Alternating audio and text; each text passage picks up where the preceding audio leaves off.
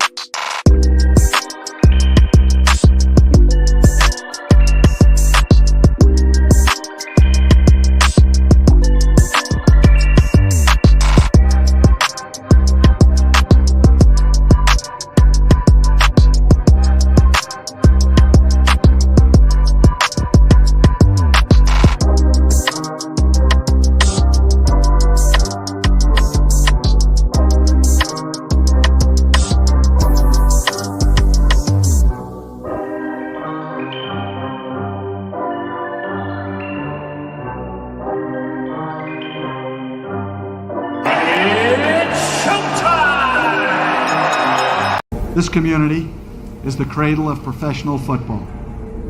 When our heroes of the past become our legends of the future, and we all know time never really stops for the great ones. It reaches out and wraps them in a cloak of immortality. You know, it was in 1963 that it was on to Oakland.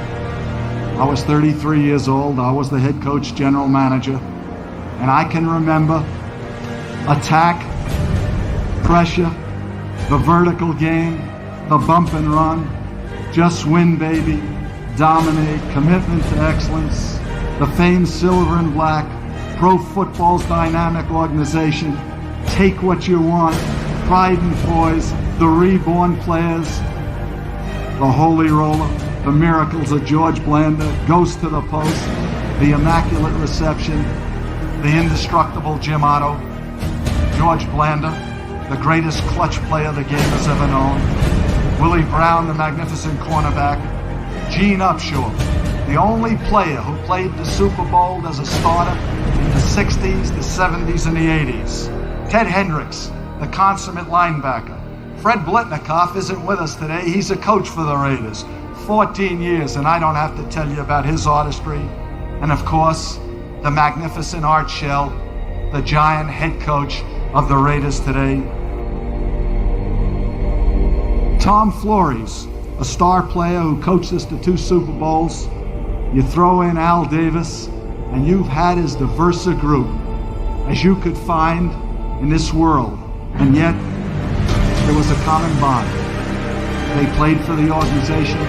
They wanted to win for the organization. They loved their organization. And most of all, they loved each other.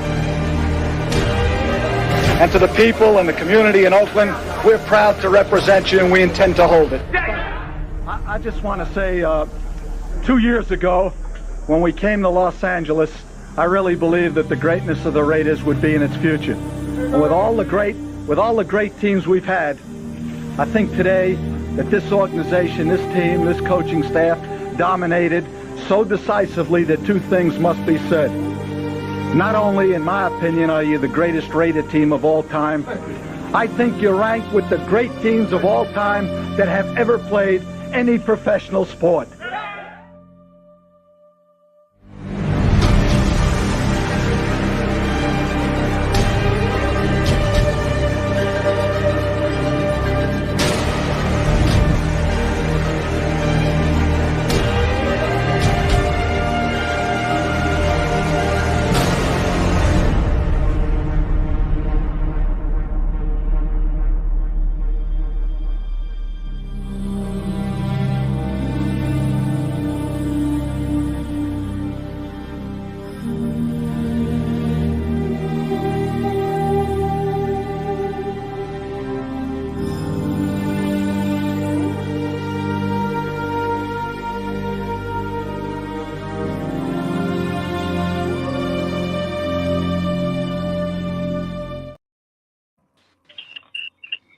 Salute Raider Nation. Appreciate y'all showing up. Salute to the chat. Salute to the mods in the chat. Salute to everybody here on the panel.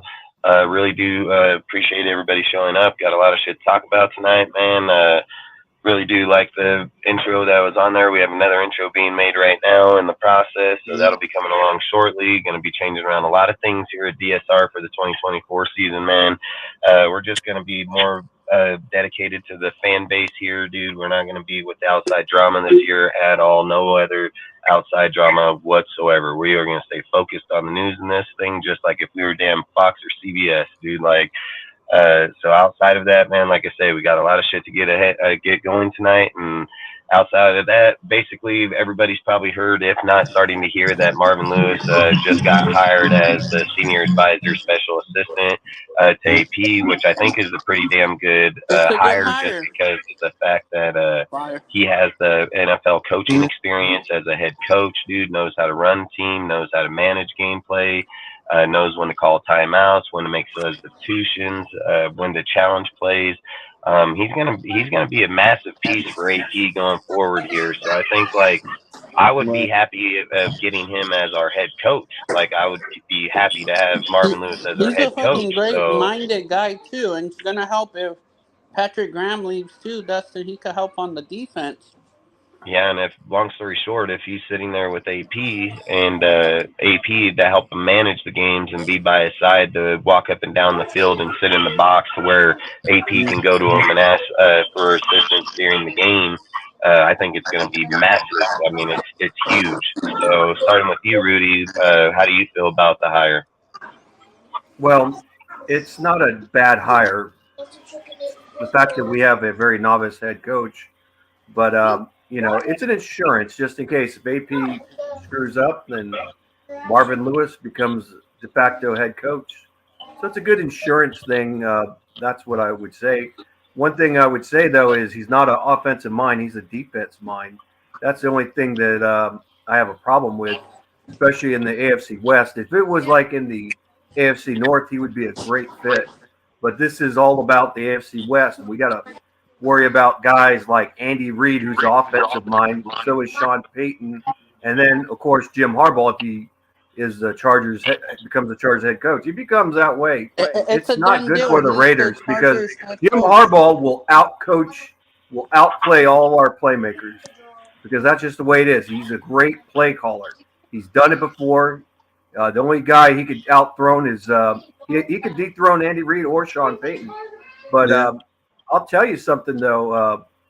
We don't have an elite defense. I mean, the only way you're going to beat the Chiefs is if you have that Raven type of defense. And yes, Marvin Lewis was the defensive coordinator for the Ravens when they won their first Super Bowl. That's facts. But like I said, that doesn't mean it's guaranteed. Remember, look at the Ravens now. Their defense has evolution. It still has that same physical mentality, but they're a different defense. They're not the same, But I will call Marvin Lewis more of an insurance for a head coach job. And hopefully we keep Patrick Graham. Losing Patrick Graham would be a huge loss. So I actually hope we get Patrick Graham, though.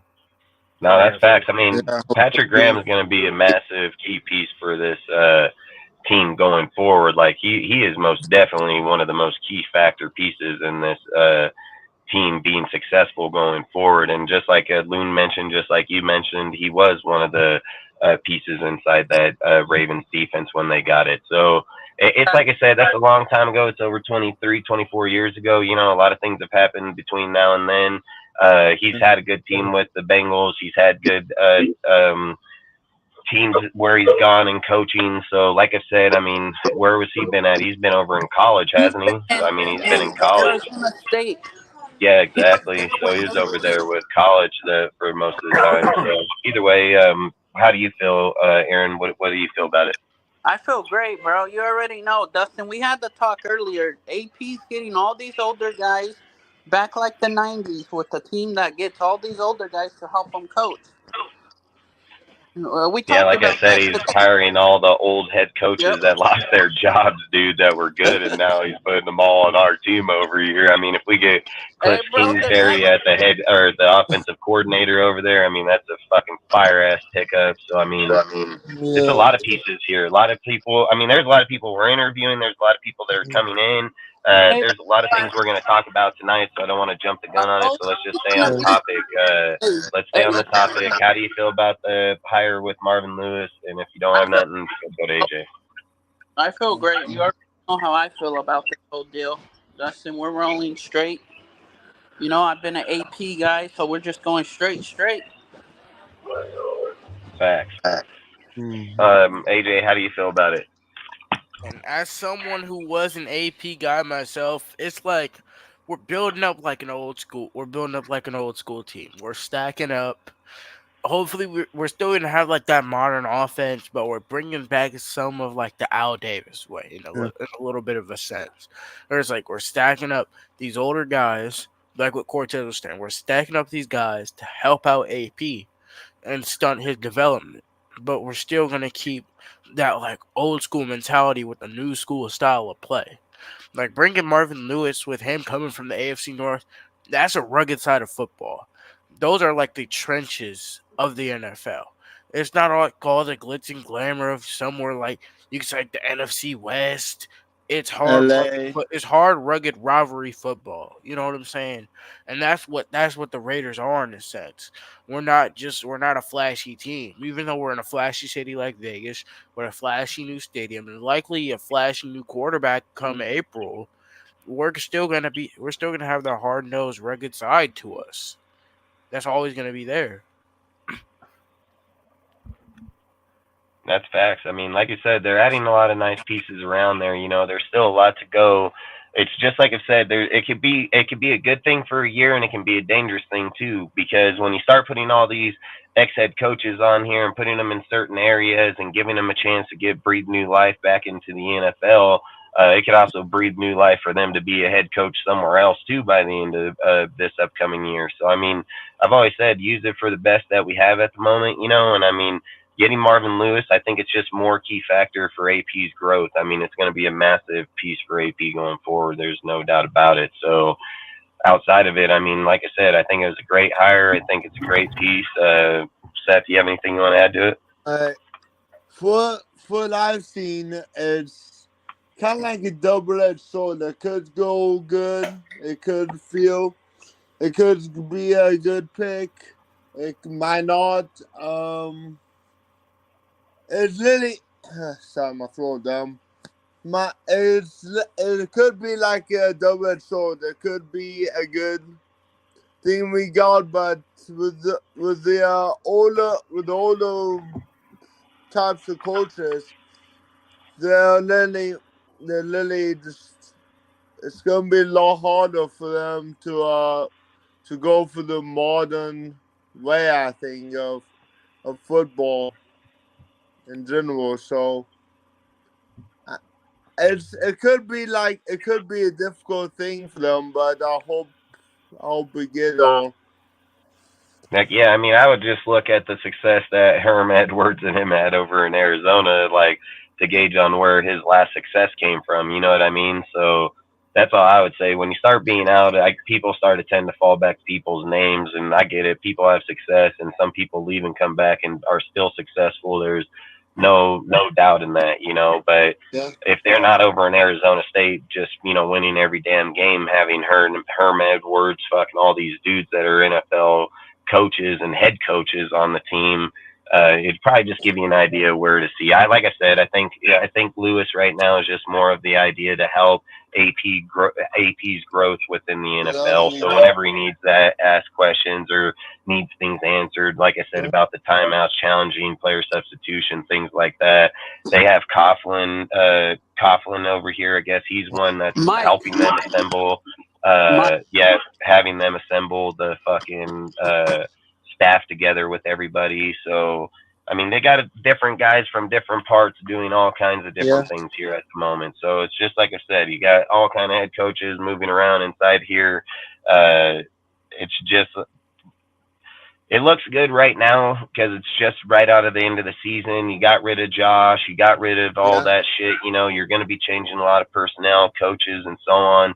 So these type of deals right now are going to look really good. I mean, it's something new. It's something that everybody's looking at. I've said it. I mean, I would take Marvin Lewis as the head coach just by himself. So, I mean, to me, I think it's a good ad for our team regardless. I mean, the guy is a good guy. I've always liked him when he played for the, coach for the Bengals, just like in the Ravens. I mean, I've always liked him. He's not a guy I've ever been like, I can't stand that fucking guy, So to be able to get him and have him on the staff in any way, shape, or mean, that's going to help our team going forward. And it's just like I said, since AP's the coach, I got to advocate for whatever's the best for him. We need to put the best people physically possible for him to build this team to be successful, just in case. It's just like I said, there's going to be so many head coaches and ex-head coaches and people that are going to be on this roster where I've said it, where AP ain't going to be getting the credit that people are thinking he's going to get because of the success of everybody else around. So, I mean, it's a great thing. And I've always said at the end of the day, it's a team sport. So regardless of who's where and who's getting what, it's all about us winning. So I think for picking up Marvin, I think Marvin was a great ad he was already here, he was already here. I heard them talking about retain. I'm like, what the fuck are you talking about retain? But I guess when they brought him in last year and had him up there, I guess they have to hire him. I don't know the whole technicalities, all that. I never looked into it, so I don't know. He says, All we need now is porn star I mean, cheerleaders that swallow. Hey, that's facts, dude. Hey, Fucking, I ain't even lie. Dustin. Fucking, hey, hey, are we we can ready get for the that. next topic? If we can get there, that I'll be down Are there we at ready every for the fucking next home topic? game, like fucking Are we straight ready to facts, move on bro. to the next topic? Hey, we'll have Cortez with that midget porn over there, fucking No, Okay. that no, donkey no, midget no, porn over there. He'll be in that VIP section with that shit blasted, loon, Dustin. fucking. no. Hey, hey, hey, Dustin. hey! Time to move on to my topics. I got a couple more minutes. Let's go. All right, fucking. We'll go to your fucking topic Uh, about fucking. We'll do Tom because but that's what, what I want to midget talk porn? about. I'm kidding. I'm joking. I'm joking. All right, You speak guys up, ready? hurry up, spit it Go out. Hey, for it. so Tom Telesco will be a better GM than than Kelly because Kelly has not been able to have the head coaching, but Telesco has been a head coach, and the problem with why his team hasn't success was because of the head coaching. Brandon Staley, one of the worst head coaches, and Telesco brought in Joey Bosa, Dorwin James, the one who was the linebacker for Eric Hendricks. no rookie. I can't think of his name right now from Washington. Oh. What did you say? What did you say? The linebacker The What rookie linebacker linebacker? from What are you from talking Washington. about? Washington, the one that he just recently brought in. Who knows? That who brought in that fucking? Telesco. The Chargers.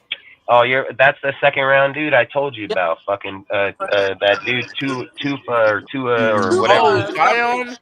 Tufa, Yeah. Too and then cold. I'm Murray too too. old. Murray was his linebacker, his middle linebacker that he drafted, I think, in the first round, if I'm not mistaken.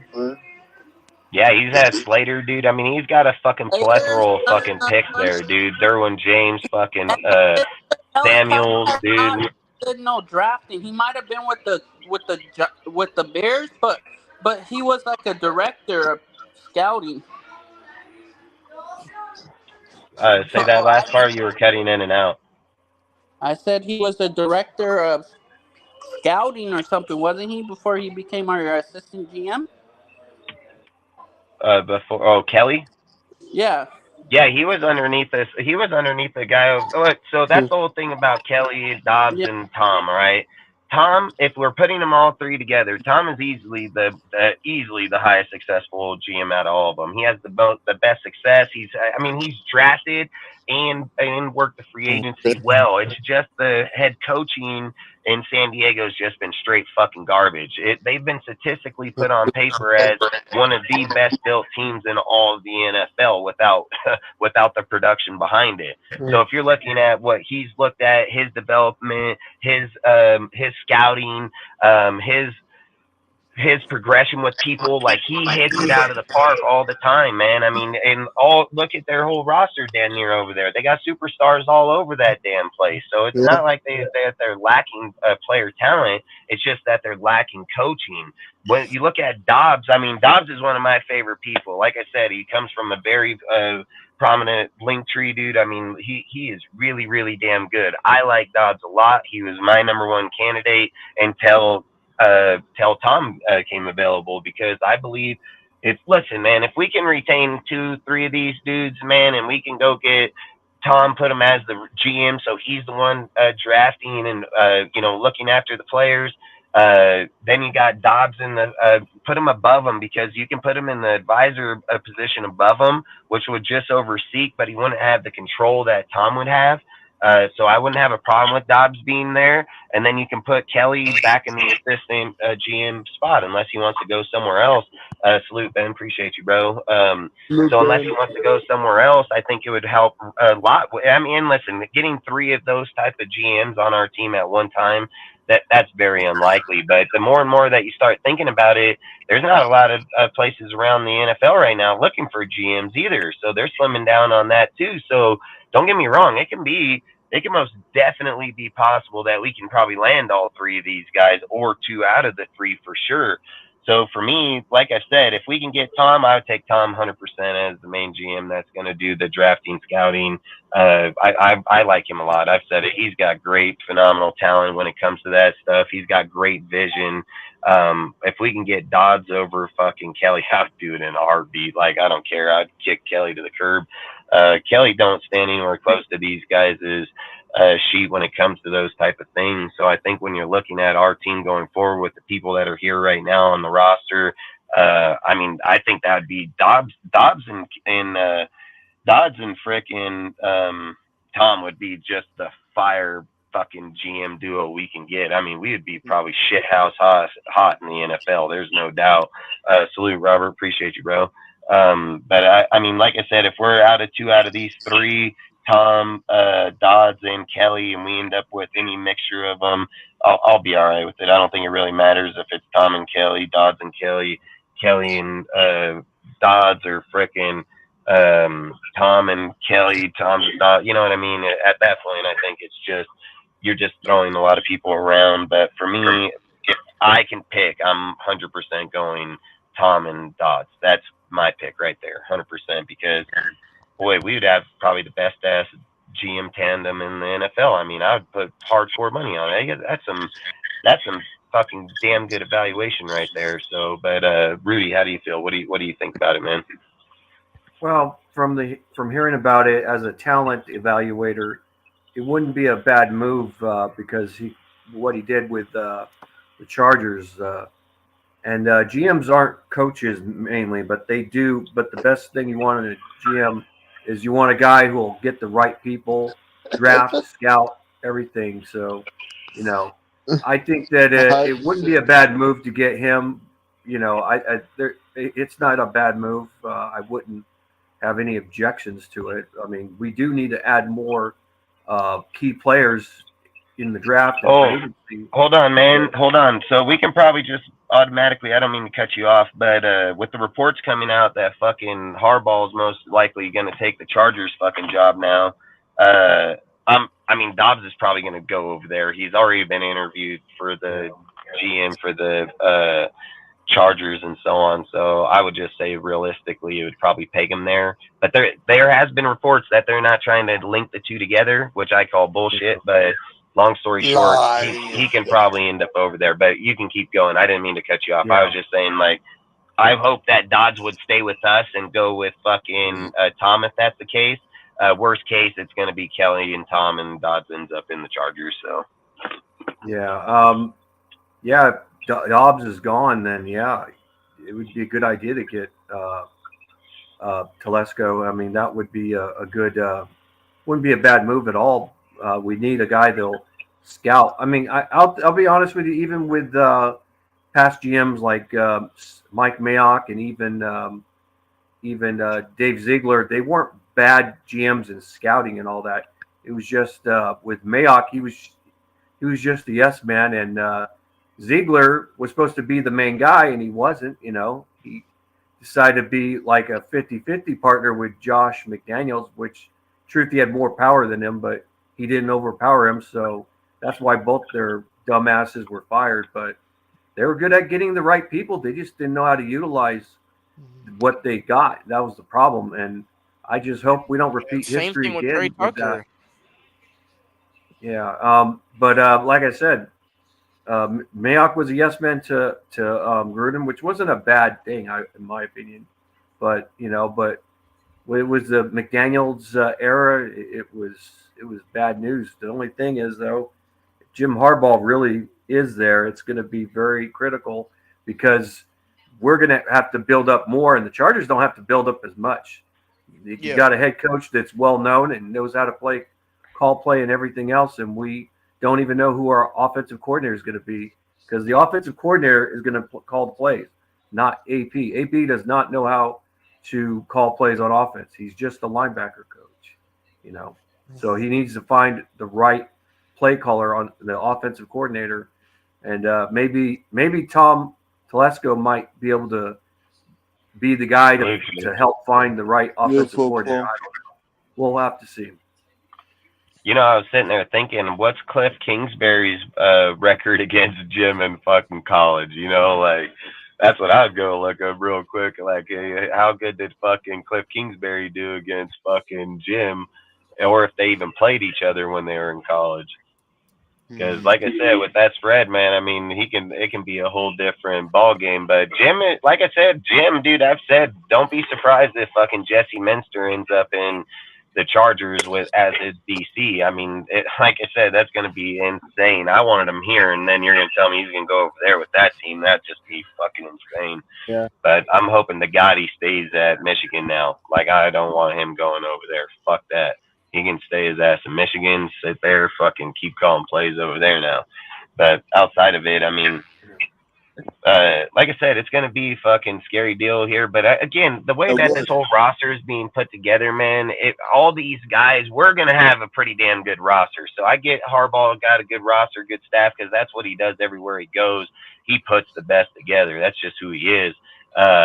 Like I said, this route, dude, when you're looking at dudes like Marvin Lewis and Cliff Kingsbury and all the dudes that they're mentioning, these aren't slouch ass people. They're not slouch ass people. They're not just mediocrity. They're actually pretty damn good. They're well known people within the NFL. So it's not like you're just going out and getting second best or not. And people keep on saying, well, how do you know Cliff's coming here because he's going to go to the fucking Bears? Listen, the Bears have already hired their OC, so Cliff ain't going there. And not only did the Bears hire their OC, but fucking the OC has already been in fucking practice with fucking Caleb Williams. So they already know what route they're going. So for people to keep saying that, maybe you guys should just stay up, stay up on the news.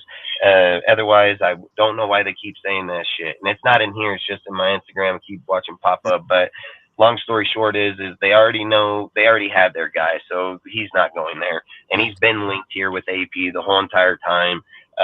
So I think, like I said, I'm just going to bet that it's going to be him. I'm not guaranteeing it 100% because it is the topic we're going to get into going forward about some of the other OCs that are out here, which can be linked here with Marvin Lewis. So long story short, we'll go to you, AJ, so you can, however you feel about this topic, speak on it. Salute, Mel. Appreciate you, bro. I feel like Tom Telesco would be a nice addition, but then we have to decide on who the assistant GM would be. Do we keep Champ Kelly or do we go out and get Ed Dobbs? But I agree with what you've been saying. This could be a top tier. This could be a top tier GM unit heading into the draft and heading into free agency. So now, once we head into there, not many teams are looking for a GM. So if we could get one of those two guys, or possibly both of them, then we have an upper hand already. We could find our OC like that. We could find like how we're gonna trade guys. Like if we trade Renfro or trade Jimmy, or if we restructure Jimmy, or if we go out and like trade for like Fields or trade up in the draft from 13. We can figure out and get an upper hand on how we're gonna do that. Because from what I hear, we're hiring a GM possibly this week. Yeah, I've heard as soon as tomorrow. I've heard as soon as tomorrow. Yeah. As soon as tomorrow. Yeah, and the other thing I keep thinking about while you guys are all talking is, I think I think Kelly's already solidified a spot in our team regardless of how people are looking at it. Because let's be honest, they made a special spot for him to come to this team just because they like the way he impressed in the interview. So the thing I keep thinking in my mind is like, I believe Kelly's already here regardless of somebody labeling him as the actual GM or not, because why would you be still looking at people like Tom or Dodds or any of them if Kelly was your guy? That just keeps telling me that Kelly's already got his spot because he's in the interviews, he's in these things, and I know that people are putting him as the candidate, but I think in the reality is that Mark already has them here already, and he's already a focal point here. And I think, like he's been talking about having the football mind, that, like he's building this whole culture behind him, dude. Like I said, you put Tom in there, I mean, fuck, you're going to have one of the best evaluators in all football for over the last 10 years. So I think it'd be a great hire, and keeping Kelly where he's at, it doesn't hurt us in any means. We still stay consistent. We still keep going straight. So I don't think it hurts us in any way, shape, or form. So for me, like I said, I think we're in a win-win here, man. I mean, getting the news of Marvin signing here tonight, and then you're sitting here telling me that our choices have come down to Kelly, Dobbs, and Tom. Those are going to be our three. I mean, fuck, they're all great people. I mean, the only guy I'd question is Kelly, just because of the time he hasn't been in there doing it to that rate because of Ziegler, and same within Chicago as the other guys. So I mean, the only thing I would just say is kind of like his time frame of not having the success in it as much as the Tom's been doing it every day versus Dodd's doing it. That's the only way why I would put it like that. My number one would be Tom easily right now, and then it would go to Dodd, and then so on. But like I said, I think any way we look at it, it's a great staff, a great start out for damn sure. So, Seth, do you have anything you want to add on that, or do you have anything you want to? I'm just wondering, where does he sign? Sign him up already. Just sign him up. If we all, I think we all want him here. So let him sign it. Just tell him sign already. Goddamn. Yeah, I think, like I said, when you start looking at the way they're assembling it, the people, it's just like I said, I think it's going to be a pretty nice little roster that they're putting together. I think it's going to be a nice little team. Do you guys have anything else that you want to add on to the no GMs or anything like that? No, not for GM, but I think that Jimmy G will be at the Porn Expo. Oh, at the Porn Expo? Yeah, I know. I know he will. Hey, don't get me wrong. He's going there with his bitches from the fucking whorehouse, dude. I mean, he already got the lifetime fucking. He got the lifetime membership from the whorehouse. Like, he most definitely. I think he's gonna definitely be there. All right, so basically, let's go on to the next deal, which is probably going to be the topic of the thumbnail. Then we'll go into the OCs. So basically in reports here just recently, Davonta has stated in multiple different articles, posts, and talking to people and so on that he would be just fine to advocate for a guy like Kirk Cousins as the quarterback going into next year if we were to get a veteran-type quarterback. His success, what he's done with the Vikings, what he's done with Jefferson, what he's done with Addison and Hawkinson and so on over the time being.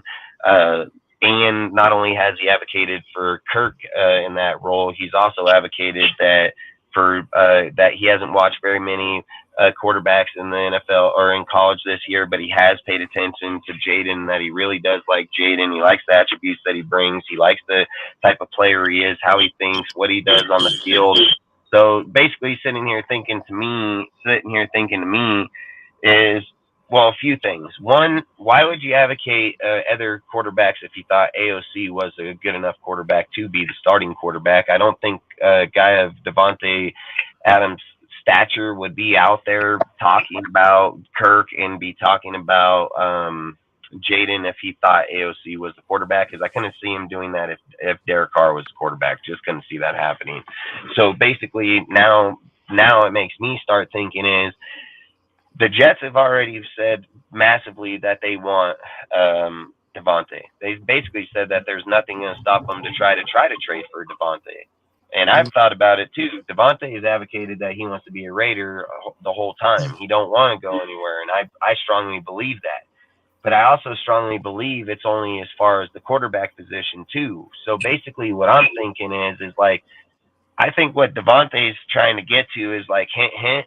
Is like he's basically trying to tell him, like, listen, man, I'm willing to stay here on the team with AP and everybody as long as you're willing to get me a guy like Kirk Cousins that can fucking throw a guy open and downfield, or you go the route of Jalen Daniels that's going to fucking get me open too. So I think when Davonta is talking in these, and this is just my opinion, I ain't got no inside source to that point or not. But the thing I think about it is why would you be advocating it? Why would you be bringing it up? Why would you be talking about it openly with people? Why right at the end of the season? And I know why. It's just because a lot of things have been public about the Jets and with Rogers. Rogers even on the Pat McAfee show, he's even smirked to it, to smile, not even to say no or not. Like there's a lot of things that are doing it. So for me, if you're sitting here looking at Jimmy G, we can probably make a trade with the Vikings to move Jimmy G over there and pick up fucking Cousins. But I also think Cousins isn't under contract, isn't he? He's not under contract going in. Didn't he have the Achilles tear? Achilles tear. And again, with a guy like Kirk, I don't think it's going to be as, like drastic that, he has Achilles tear and, he ain't even that damn mobile to begin with. So I don't think it's going to hurt. He's a good passer. That's what he's good. He's a good passer. He's good. But the problem with him, for me, if I'm just going to be blunt right away, before I just get into the Kirk too much, you got to keep in mind about Kirk Cousins' record in fucking primetime games, dude. Like, he gets smashes on hardcore, dude. Like, he has one of probably like the worst fucking records in primetime games. So for me, I don't know if I would. Still on contract, I think. 3 years. For 3 years. Yeah. So then again, we can trade Jimmy right over there, fucking, and make it happen. The problem is he's like $40 million, I think, and again, Jimmy's is underneath and so on. It's up after this season. His contract is up after the season, right? Yeah. He traded to the Vikings. Yeah, that's what I thought. So, long story short, Kirk, for me, I'm going to say no. Like, I'm just going to be honest. Like, he's not a guy for me, man. I've said it. His primetime games is trash. He does got good stats. He does got good record with JJ and them. Dude, I'm not going to discredit that, I'm just going to say, like, hell yeah. He'll get us mutilated in those, and especially if it's, like, playoff time or, going to fucking Super Bowl. Like, I'm a pass on him if it's me. The Jayden Daniels, I'm 100% in. Like, I'm 100, not even 100. I'm like 2,000% in. Like, I'd most definitely trade up into that top 5 and try to find a way to get fucking Jayden Daniels 100%. Because the things that I keep hearing is people keep telling me, let's trade for Justin Fields. Like, fuck that. I don't even know why people are even thinking about that shit, dude. Like, this guy been over in the Bears for over 4 years. This guy been in the Bears for over 4 years. He's garbage as shit. He has over 9, maybe 10, 11 wins now. And we're talking about bringing this guy over here. Like, I'm cool on that shit. I don't know where you guys are coming up with giving up a 2nd and 3rd round draft pick for this broke dick motherfucker. But I'm gonna just be honest with you. I'd rather keep my 2nd and 3rd round draft pick, draft a fucking quarterback even if it's both fucking Nick. In this year's draft, or even Penix or anybody else, but giving up a 2nd and 3rd round pick for Justin Fields. Chat Sports, these guys are fucking nuts, dude. They literally put out a trade that said, give them Max Crosby, they'll give us the 1st round pick for this year, give us Justin Fields and a 1st round pick for next year. And I'm like, you are fucking smoking base rocks, bro. Like, literally just straight smoking base rocks. Because there is no way in hell I would give up. Listen, if I was trading Max, I'm going to get me 3 firsts or 4, just 4 firsts or 3 firsts alone. Not no fucking broke ass player like Justin Fields. That's not happening. I'm going to get my picks. You can keep fucking Justin. You can trade his ass somewhere else. But, yeah, there's no way in hell I'd do that trade. You couldn't even pay me to even consider that trade. Like, I don't even know why Chat Sports comes up with some dumbass shit like that. I wouldn't even have put that shit up on screen. I'd have been like, nah, hell no, you crazy as fuck. I'm not doing that. So, like I said, Justin Fields is garbage, dude. I mean, don't get me wrong. He has the Lamar-type running aspect to him, dude, and he can move around, 1,000-yard fucking rusher. I don't give a shit. I don't care. You got 17 games in the league, and your quarterback's outrunning your halfback. I think there's a big problem with that shit. I've always said, like, quarterback's job is to throw the damn ball to the receivers, dude. Throw open receivers. Like, even Lamar has changed that over the years to try to get better confined into his game. Like, I get it. You're going to do so much, but Justin Fields can't fucking throw, dude. So I'm just going to say, I don't know why people keep bringing him up, but I wouldn't do it. I don't care. There's so many different options out there that you can go without that route. I'm not doing that. So for me, dude, like I said, hoorah for all the people that want Justin Fields. I don't know. Like I said, I just think, to me, I Hurrah no. for the There's just Packers, no way I can man. do it. I couldn't do it. I don't care if Cliff Kingsbury's coming here. If Harbaugh is coming here, man, and he thought he can, make him the next greatest, and I would consider it, man. But no, I'm not taking Cliff Kingsbury, bringing that fool here and acting like he's just gonna change this dude to Yes, walk on water. It's just, I'm not going that route. I'm cool on that shit. So, long story short, man, like I said, for me, the only thing here that makes sense is the Jayden Daniels. It's 100% makes sense to me. I would even consider, getting rid of Hoyer, Jimmy, fucking keeping Aiden because he's here, so he'll play in the backup, dude. But at the same time, got to remember he's a fourth-round pick, so it won't hurt if you got rid of him or not. And then what I would probably advocate for is finding a free agent quarterback that can help out Jayden Daniels develop. Like, that's what I would probably aim for if it was me. Hoyer, I mean, I'm not going to say he's going to be good. I mean, look, I can care less for Hoyer or Jimmy. Like, we can just get them both the hell off the team. I mean, I've said it. So much of Jimmy popped up in Aiden is disgusting, so I'm cool on that shit. And outside of it, I think if we can get a veteran quarterback that's a backup, and I don't even know who. I mean, I would even take Teddy Bridgewater, somebody that don't go fucking up your players, dude. Like, that's what I'd probably more advocate. Maybe. I mean, yeah, but I think the Browns will lock him up for sure, dude, because of Deshaun and all that. So, I mean, I think they got a lot of people out there, but I think, like I said, we'll get to that point as time goes on and we get to know more and more of that aspect there. But for me, I've said it. I would trade up, and I would try to trade up for Jayden all the way up. I mean, you're not going to go to 1 or 2 because it's not going to happen. Jayden ain't going up that far, I don't think. 3, I can most definitely see it happening. So if we're getting up to like top 5 and get in there and be able to, I mean, good. But you got to also make sure that you're getting to the pick that he's at. You can't take a risk of trying to trade up in the top 5 and someone trade up in front of you. Like, you have to trade up to where he's at. And if it was me, the kind of way I would probably play the draft is I would watch how the first and second pick went, because if Jayden's up on the second pick, dude, we're at 13. I'm not giving away the farm to go up there. I'm sorry. I don't give a fuck. I'd rather just give Bo Nix. Like, and he ain't going to cost us shit. Like, I'm not going up here and saying, like, let me go give you 5 fucking first rounds or 3 first.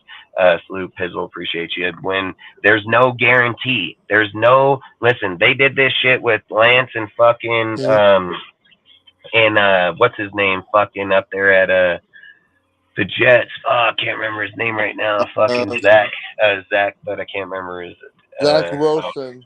Wilson, yeah. So, I mean, they've already tried this shit a few years back, dude, where dudes gave up crazy draft cap to go up inside there and get players. They fell flat on their fucking face. So I'm not doing that. And if we were just to go back a few years, not even a year, just a year ago, 2 years ago, when we were talking about Malik Willis and all them in that draft class, dude, you had Castle, you had not Castle, you had the dude from Mississippi, Corral, you had fucking Howe, you had all kind of great names up in that fucking deal, and a lot of these dudes ain't even playing, like I've always said, people are going to amp the quarterback class every single year, and more times than not in the quarterbacks, it's only maybe 1 or 2 that end up even doing shit. So for us to just go up there and trade all the way to the first or second, I'm probably going to have to pass on that. I would probably be more like, let's see where the first 2 picks go. If it goes quarterback, and then let's see if it's like defensive end, receiver. Like, let's see how people are doing, because you can call a team and trade with them right then and there. And we have connections with multiple people up in the top 5 in the draft. So I don't think we're hurting to take a risk, and let it play out. But to sit there and just say that Jayden's worth 5 picks, there's nothing that validates that. There's nothing that backs that up. You're just taking a fucking piss in the wind, dude, at that point. And if Cliff's here, could he probably get it out of him, his success? Yeah, I'm not going to argue that he has a higher success rate to get it done, but it's still nothing that – there's no guarantee him getting it done, or Harbaugh or anybody else. It's just too much risk, in my opinion. So I'd probably just say waiting out the first few picks, in my opinion. But Rudy, how do you feel? How do you feel about the Davonta, about Cousins, Jayden, and if you want to speak on Fields? Sure, I could feel Fields. No, he's more like a Terrell Pryor we used to have. Remember him? He was just a runner. Al Davis liked him, but he didn't throw the ball very effective. That's what Justin Fields would be more like a Terrell Pryor, who ended up becoming a wide receiver for the Cleveland Browns. And getting Kirk Cousins, it would be he has experience, but he is kind of brittle like a Jimmy. But I don't think he's as brittle as Jimmy Garoppolo. But I would rather have him on a really short-term deal, not pay him expensive, and still try to trade up and get Jayden Daniels if possible, which might be impossible to do. But there are a lot of teams in the draft that need quarterbacks, and I'm looking at them right now.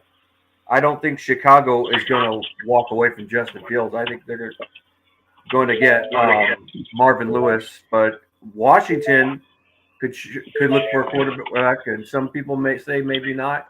So, but and then there's also the Washington, Patriots. New England, they're all taking quarterbacks. Like I would say, Arizona would probably be a team that's not because they're going to stay with Murray. There's teams up there, and not even if let's just say the Bears don't. It's not saying that they won't fucking trade that spot out to somebody that will. You know what I mean? So there are teams that have done that. Is that they'll get that pick so they can, and then the team will talk to them and say, "Hey, we'll trade our first round pick for your selected pick." Well, let's just say that let's just say you have a team that's in the 6th or 7th spot. They can't get up in front of Washington or New England because they're a quarterback. And let's just say that Chicago's like, hell, we already have the 9th one too. So if we trade back, we're not looking for a quarterback. So our receiver, our DT, our corner, whatever we made, that might all be there. You know what I mean? So because I'm looking at this mock draft already, and they already put like Chicago would take Caleb Williams, and then Washington would take Drake May, and then the Patriots. Don't get me wrong, though. He has already been practicing with fucking Caleb. So I'm not gonna. I think they're gonna move off of. If I'm betting right now, I'm just gonna say they're gonna move off of fucking Justin Fields. Like I'm gonna tell you right now. It's because possible, why would you have the OC? Why would you have the new OC that you just hired be over there fucking training with fucking Justin Fields right now? Like, or not Justin Fields, not Justin Fields, Caleb Williams.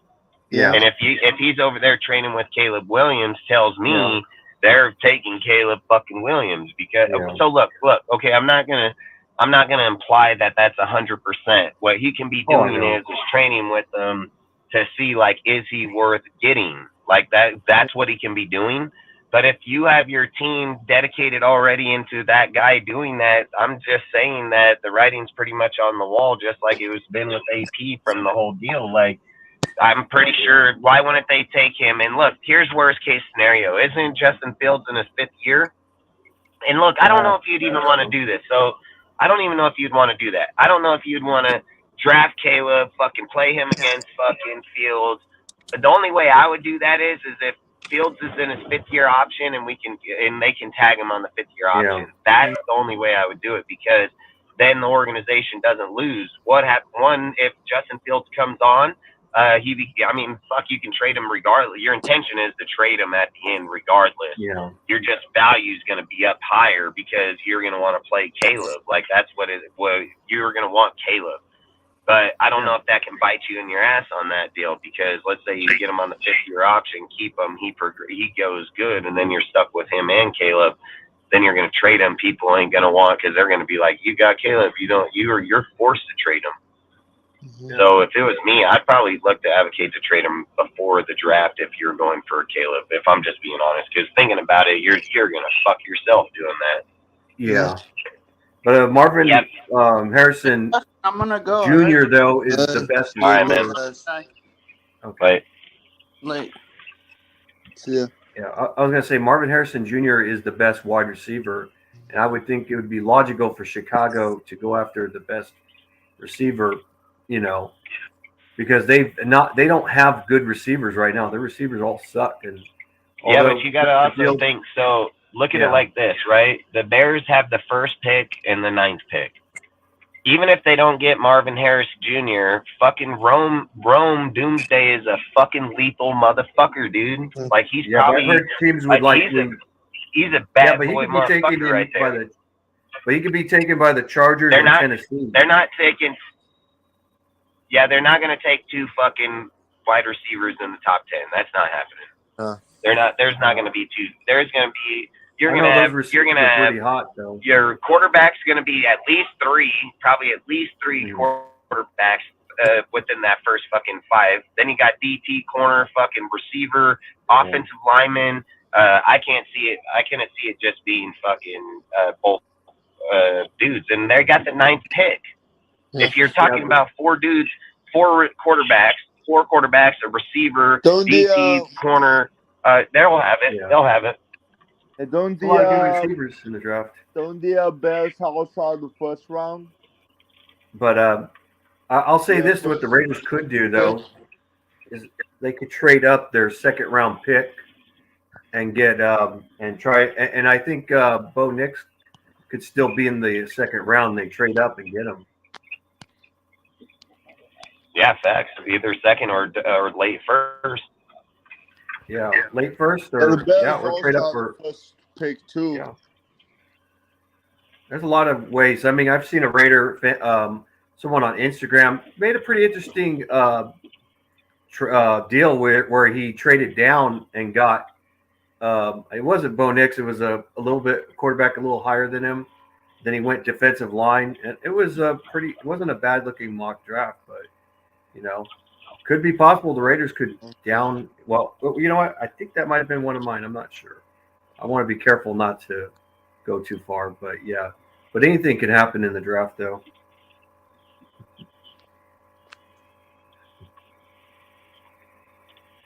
Yeah, that's why I think you can have a lot of things that can go around and fucking and change. I mean, for me, like I said, we're not going to number 1. That's just not fucking happening. Oh, no way. I've said it. I don't even know if we'll even break the top 5. I mean, even the top 5. When you start doing that shit from where we're at, and then you got the Chargers up in there, shit like that, they're gonna fleece the fuck out of us. They're not gonna give us shit to try to take their spot being a rival. They're gonna be like, give us a fucking player. They're gonna tell us give them a player and fucking 2 first-round picks. So. Like I said, I mean, outside you can't do that, and you can't just sit there and say like, oh, because AP has connections with this guy, we're gonna go give up everything. Like, fuck that shit, dude. It depends on who the OC is. It depends on who he is, where he's at, fucking what he does. I mean, just because you can get a player like fucking Caleb, it doesn't mean we have the coach. Like fucking, what did he say up here? Fucking, he said, have you ever thought of what? He said, have it been that field sucks due to the whack-ass system? Nah, man. Fuck, I just think about football all fucking time, but I didn't think about the main fucking part of this guy's fucking scheme. He's garbage, dude. Watch.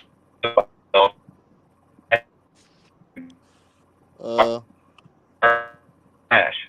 You can fucking take him on another fucking team, but I ain't taking him on the fucking Raiders. That's for damn sure. Yeah, and he said, "What's your thoughts on Pete interview in Seattle?" I mean, that's a fucking tough. That's it. Like for me on that one, man. Like that's a tough one because of the fact that what happens if he gets the job, and then you got Dan Quinn, where people are just automatically assuming that he's going to get that, Dan Quinn with the Legend of Boom and all that they're just acting like they think he's going to get it. There's nothing that guarantees him that damn job. So, like, Patrick Graham getting it, it's a real fucking thought because I have one of our topics is about, what's his name? Mike Codwell Jr., from Jacksonville. They're trying to get an interview with him so they can give him a position here as a defensive assistant advisor coach so that if Patrick Graham is to take the job with Seattle or anywhere else, that we have a replacement behind him already. So for me, I mean, it's very real. very real. The only thing, so All look, I man, know I've is said Patrick it, where all Graham. these people think, like, for me, where all these people think, like, Marvin Lewis was brought here to be advisor, they couldn't be fucking more wrong than That's anything. it. Like, they couldn't be more wrong than anything, because you don't bring a guy in with that guy's stature. Having a guy like Patrick Graham could be 86 and out of here, and it's a That's possibility. like I Nobody's said. guaranteeing it. Nobody's saying it is. But then you just act like Marvin Lewis don't have the credentials to fucking call the defense. That's fucking crazy as hell. So for me, like I said, I think like they're statistically putting people in our roster for reasons alone already. Like I said, I think the AP or Patrick Graham up there could be for real. But to me, I Yeah. think he's gonna get. I think we'll keep him. I don't think he's gonna get a head coaching job this year, which sucks. But I truly believe he'll be on the Raiders roster come next, or this starting year. Yeah. They saying Yeah. we getting OT at 13. I know I've heard that. I've heard that report numerous times, man. And like, so listen, like Pizzle, like on that deal. So if I was sitting there saying like, if we're gonna pick an OT and have success, right, and have success, we better have Tom. Tom better be our fucking Tom better be our GM if we're gonna be picking a fucking offensive tackle at the 13th pick. Like if Tom, I can never say his name, Telesco or however you say his name. Well, yeah, if he's picking the fucking guy at 13, then I won't fucking argue him. I mean, he's gotten Slater, he's gotten good picks. Yeah, he's gotten good picks over his time. I'm not gonna say it, but for me, I would probably try to say like fucking offensive lineman in the third, fourth, fifth round. Like I'm not trying to go grab one in no fucking first. To be honest, I'd rather roll with Munford before pick up a first tackle. Like give Munford a first chance and just get a guard in the third round, like Zach Zinter or fucking Christian Hines. Yeah. I'd rather go for quarterback. That's the thing we need. But Because I think even if you dropped a first round tackle, you had to move Munford over to guard then, right guard. Yeah. There's this guy, he said, we're talking, why not? We talking about what other teams is going to do in the draft. I'm talking about Patrick Graham getting a second interview for him. That's my bad. I literally thought, I didn't know he was talking about Patrick Graham. Oh, I was about to be like, what the hell are you fucking talking about, bud? All right, I get it. Yeah, you guys about fucking. No, actually. I'm pissed off at all these bullshit hirings. I mean, says disagree with you. Fucking. I have disagreements with you, Justin. Yeah, everybody has disagreements with everybody. That's how life is.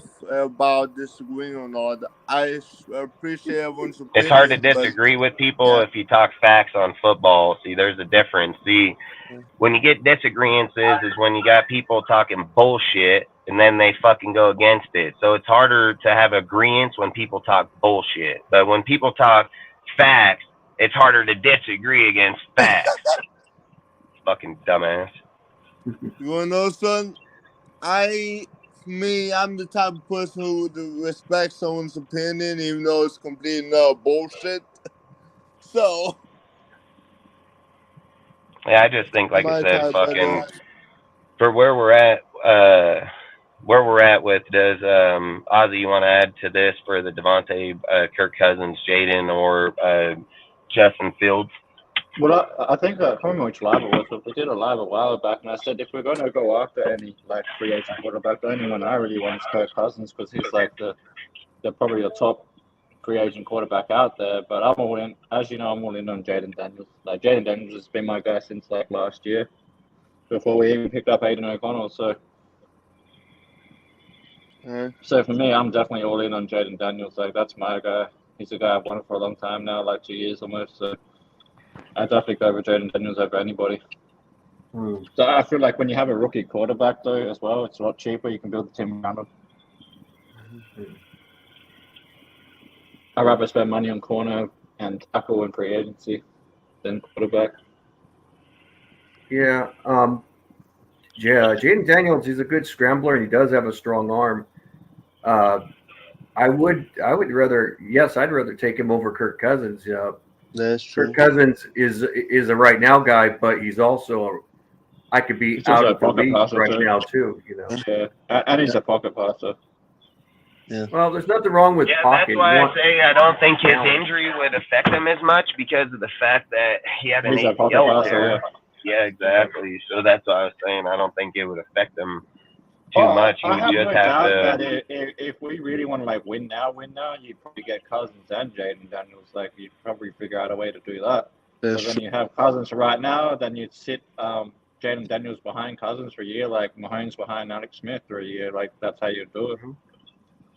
Yeah, because depending on how we can deal with his contract, because if it stays Yeah, it all that his depends on the contract contract's done, with Cousins. yeah, if his contract's done, we got to still remember we have fucking Jimmy on the team, so Yeah. it wouldn't make sense to cut Jimmy, I'd keep that trade cap, him. and then go get fucking Kurt. Like that would just be dumb business there, you know. So Yeah. you'd kind of we'd have like to trade. We'd have to you'd trade have to Jimmy trade somewhere him. where they really need a quarterback, where they take pretty much Yeah. any kind of bridge quarterback. I don't Trade even give a Jimmy fuck to if you pick Minnesota. Jimmy up for a 5th round pick. I could care less. Like the main thing I care about is just moving on from the contract, because even if we say we trade Jimmy somewhere for like say a 5th round pick, but they eat the contract, I'm happy with that. Yeah. So since you weren't on when we were talking about this, so I'll give you a second to talk on it. Basically, I don't know if you know that Marvin Lewis was hired as the. Yeah, I saw that post on IG earlier, just like a couple hours ago. Yep. So I'll give you a second to talk on that, and then a second to talk on the GMs about Tom Dodds and all of them. Yeah, I think we were talking about it this morning, and that's that like on the phone and that. And I think like they're putting, and I even put this on a comment on IG when someone put on that post, I think it was, that they're putting guys around AP that all seem to have like previous head coaching experience, whether it's Lewis, Coughlin. Now they're looking at getting Cliff Kingsbury, who's also got like that head coaching experience. Then they're looking at building up the front GM office where it can be like Dodds and Telesco or Dodds and Kelly or whatever, like where they're having multiple guys there, like one guy. So if one guy doesn't work out or if one guy moves up somewhere else, or suddenly they got a guy to replace him, like all that kind of thing. And at the end of the day, when you're putting all this stuff around AP, it tells me one thing, that because AP has that lack of experience, they're putting all this experience around him. So at the end of the day, AP is not gonna have to really like worry about the offense if you have Kingsbury. He's not gonna have to worry about the defense if you got Patrick Graham, because Patrick Graham's just gonna call defense just like he has been already. So that just tells me that basically you're going to have AP as like that motivational locker room guy, face of the franchise guy. And he's going to be the one learning from all these guys around him. So we can't, if that ends up what they're doing, I'm more like, okay. But we can't then, if we have like a good season or whatever, we can't go, oh, it's all AP, because it won't be. It'll be all these other guys that they're putting around him. So, which I'm okay with it if it works. I don't give a fuck as long as we're winning. Like, I don't really give a shit. But when it comes to the end of like 2024 season, we've got to put, if we do have a good season, we do go to the playoffs, we do win a playoff game, we've got to give the credit where it's due, is what I'm saying. But it all depends on who we get, how it pans out. So I don't want to get too ahead of myself, but I kind of see it playing out like that. And then maybe in like year 2 or 3 of AP being a head coach, maybe then we'll see, because maybe some of these other guys will move on to being head coaches elsewhere or whatever. And then we'll really see where AP is at with his development as a head coach at that point. Yeah, there's a lot to still be determined. It's just like Pizzle. You know, I had this conversation the other night about the fact that when you start bringing in all these other proven coaches that have been head coaches and had success within organizations, and then their tenure just runs long and they end up getting fired and go back, if they come to our team and we end up having success right away, it's going to be because of them. There's no denying it. If you're going to bring Cliff Kingsbury in and he runs the offense and the offense starts fucking scoring over 21, 24 points a game and becomes one of the best, it's not because of what AP did. It's because of what Cliff Kingsbury's done. If you're sitting there getting rid of Patrick Graham and Patrick Graham goes to the, let's just say anywhere, it doesn't matter, just wherever the fuck you think. I think the only place available still is just going to be kind of with Pizzle on this one. Like, Seahawks. in the Seahawks. So if Patrick Graham goes there, you know it ain't going to be AP that goes to the defensive coordinator. So it's going to be a guy like Marvin Lewis, or they're going to go outside and go hire another guy for that position. So he's going to get success for other people's success already, and that's not how it should be. And I don't think it'll go that way, because I think people will obviously keep it in line. Because, like I said, if you bring a guy like Cliff Kingsbury in and he has a ball out year this year, he can most definitely end up having a head coaching job come next year easily. So, like I said, it's going to be very dangerous in the people that we do hire, and then just not, like you say, you don't want them to be taken away right away. So it'd be pretty tough, man. Yeah, that's my main concern is that, like, say we get all these guys in, then we have like a success in 24, and then it gets all broken up in 25 and doesn't last. Like, we don't have that consistency. Like, you know what I mean? Yeah. That's what I'm worried about. Like, but we'll see how it plays out. But Harbaugh got to begin with, because Harbaugh would have brought his own staff in under him, and then when Harbaugh did eventually move on, there'd be guys here already to replace him. Like, he wouldn't have just built like the team and the roster and all that, but he would have built the coaching staff up as well. He's done that at Michigan countless years. He did it at other places. Yeah, like I said, dude, just so people understand, man, I'm going to just put this out there right now so people understand. In 2024, man, here on DSR, we're not going to play with people that got failing-ass channels and failing-ass opinions.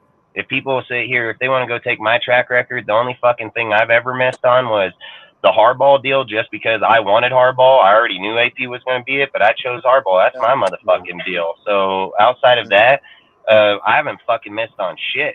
So I don't know where the fucking people come up that, oh, I miss on shit. I have all the videos on here and on my fucking Instagram and in my Discord and everything of those factors. So if people are going to sit here and get butthurt because I wanted Harbaugh and they wanted AP, they can fuck off. I can care fucking less. And for his comments that didn't say that I put people down, okay, listen, but if I put that many people down, why do I have the same amount of followers? Nobody's leaving. How come nobody sits and talks about crying about it? It was just like we all had this discussion over the weekend, and this is why we're not going to do this shit going forward. We have over 12,000 people that follow us on all of our platforms, dude. We have a massive following in all types, social media, fucking YouTube's, lives, everything. We have massive followings. There's only 5 fucking people. It's 5 of the same fucking people that are going around and fucking trolling on people's shit. Keep saying the same shit over. Keep doing the same things. They're not just doing it on this show. They're doing it on other people's fucking shows, and they're trying to revert people to other fucking people's shows so they can debate shit. Now listen, I like the guy that does his shit, so I don't have no fucking issue with that. But I'm not fucking playing that shit, nor is DSR. Nobody over here give a fuck about that shit. So going forward, we're going to pay attention to conversation, shit that goes on in the fucking game, shit that goes on in real fucking life. We are not here to dick suck other fucking men in their YouTube channels or whatever they fucking think. You have the right not to follow DSR. There is an unfollow, unsubscribe button. You can click that motherfucker. You don't got to come here and tell me your fucking feelings. If this show is not for you, hit that button, find a show that is. Because I've said it from day one. DSR is not for everybody, but we are not going to keep going forward and go forward in this year and with all these troll ass motherfuckers. They come from the same group. It's the same fucking people. I've literally told them straight to their fucking face, we're not going to fucking do it, dude. And if they keep doing it, they're not going to be here. I'm going to ban them and they're going to be the fuck up out of here. And that's that, dude. Like, going forward, we're going to pay attention to the news. We're going to pay attention to conversation. We're going to talk on all kind of conversations. So I don't give a fuck. But I haven't messed on my fucking deals on shit. I literally brought up a video of fucking these dudes that sat there and talked shit about Josh Jacobs and how great I hit his stats to the fucking T. Literally said Tom Brady wasn't fucking coming here. Literally called out fucking 100 fucking things. So to sit here and tell me because I wanted Harbaugh over AP, guess what? That's my choice. This is my fucking channel. You don't like it, go fucking follow somebody that wanted to dick suck AP through that fucking point. All right? Because I don't give a fuck. And outside of that, we got AP as our head coach. We're not going to talk about Harbaugh no more because he's not an option anymore. We are moving forward with the motherfucking coach we have at hand. So our attention is on base tonight, just like it's been, is that AP the fucking coach. That's the shit we're talking about. You don't want to talk about it? This channel ain't for you, bro. Get your way on out. You ain't got to tell me your feelings. You ain't got to tell me you're leaving because I can fucking care less. So Like I said, man, don't let the door hit you where the good Lord split you, man. Like, straight up. He was like, he was talking like. No, I don't care. I don't care. I don't I fucking know. care. All right? We're not fucking saying shit about it. I don't give a fuck. I don't care. So don't bring it up. Don't talk about it. Don't say it. All right? Outside of it, going forward, we are going to talk football shit. So let's get back on the topic so you can keep going fucking Ozzy. I'm telling you, any of these guys that come from their platform, I know every single one of them. So I'm going to just make it clear as fucking day. They're more than welcome to be here. They're all welcome to be here. They're all welcome to fucking talk. They come in here with the sole purpose of fucking trolling the same conversation over and over and over, same shit over. I'm going to ban you. So that's just facts. You've been fair warned. You're free to say. If you fucking play that game, you won't be here. That easy. I can give a fuck about this stuff, so I'll get them back easly. So we don't give false shit around here. We give real shit, and we talk on topics people won't touch. So straight up. But Ozzy, if you want to go, man. Keep going. Yeah. So we were talking about like the guys are pointing around AP, right? Like the coaches and stuff like that. So I feel like we just going into this season, we've got to kind of look at who we pick up. As far as like OC, not just OC, but also like pass game coordinator. There was that guy, I can't think of his name, but it just came out that apparently we're looking to interview another quarterback coach or whatever, passing game coordinator, another OC outside of Cliff Kingsbury. So like it all depends because one guy Cliff's going to run like the air raid system, whereas Zach Robertson's going to run like the West Coast system.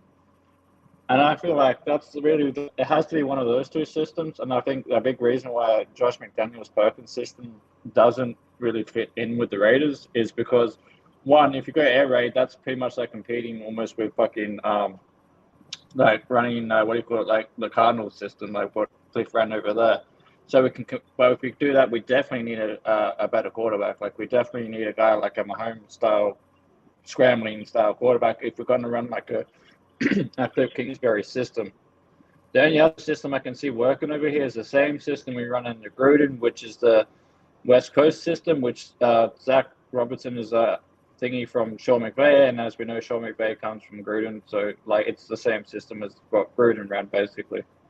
So I think either one of those two is going to work, because if you have an air raid system, then obviously it's going to be like a shootout with teams like the Chiefs. Whereas you run the West Coast system, we can smash run the football down their throat and control time of possession, kind of like how Gruden was starting to play well against the Chiefs when we got Ruggs now to compete. And that team was starting to come together year 4 before Goodell came in and fucked up everything. So I think like that's the only two systems that's really going to work for the Raiders. It either has to be an air raid offense or it has to be a West Coast offense. I'm happy with either, but I'll probably, in this day and age, I'll probably actually prefer West Coast, to be honest, just because you can control the time of clock more, you get a good run game going, and then we already have a good defense going that can really work off a West Coast offense. So it all comes down to what they decide to do.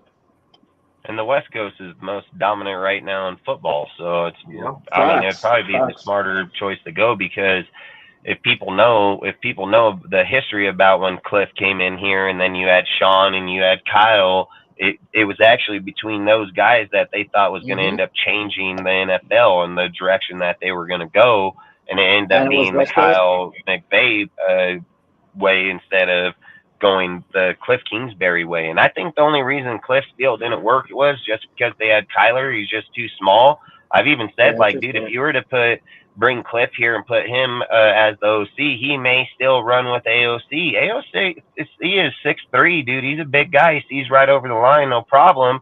It's not like he doesn't have a good arm. He's got 200-300-yard games. He lacks in touchdowns and, scoring in touchdowns.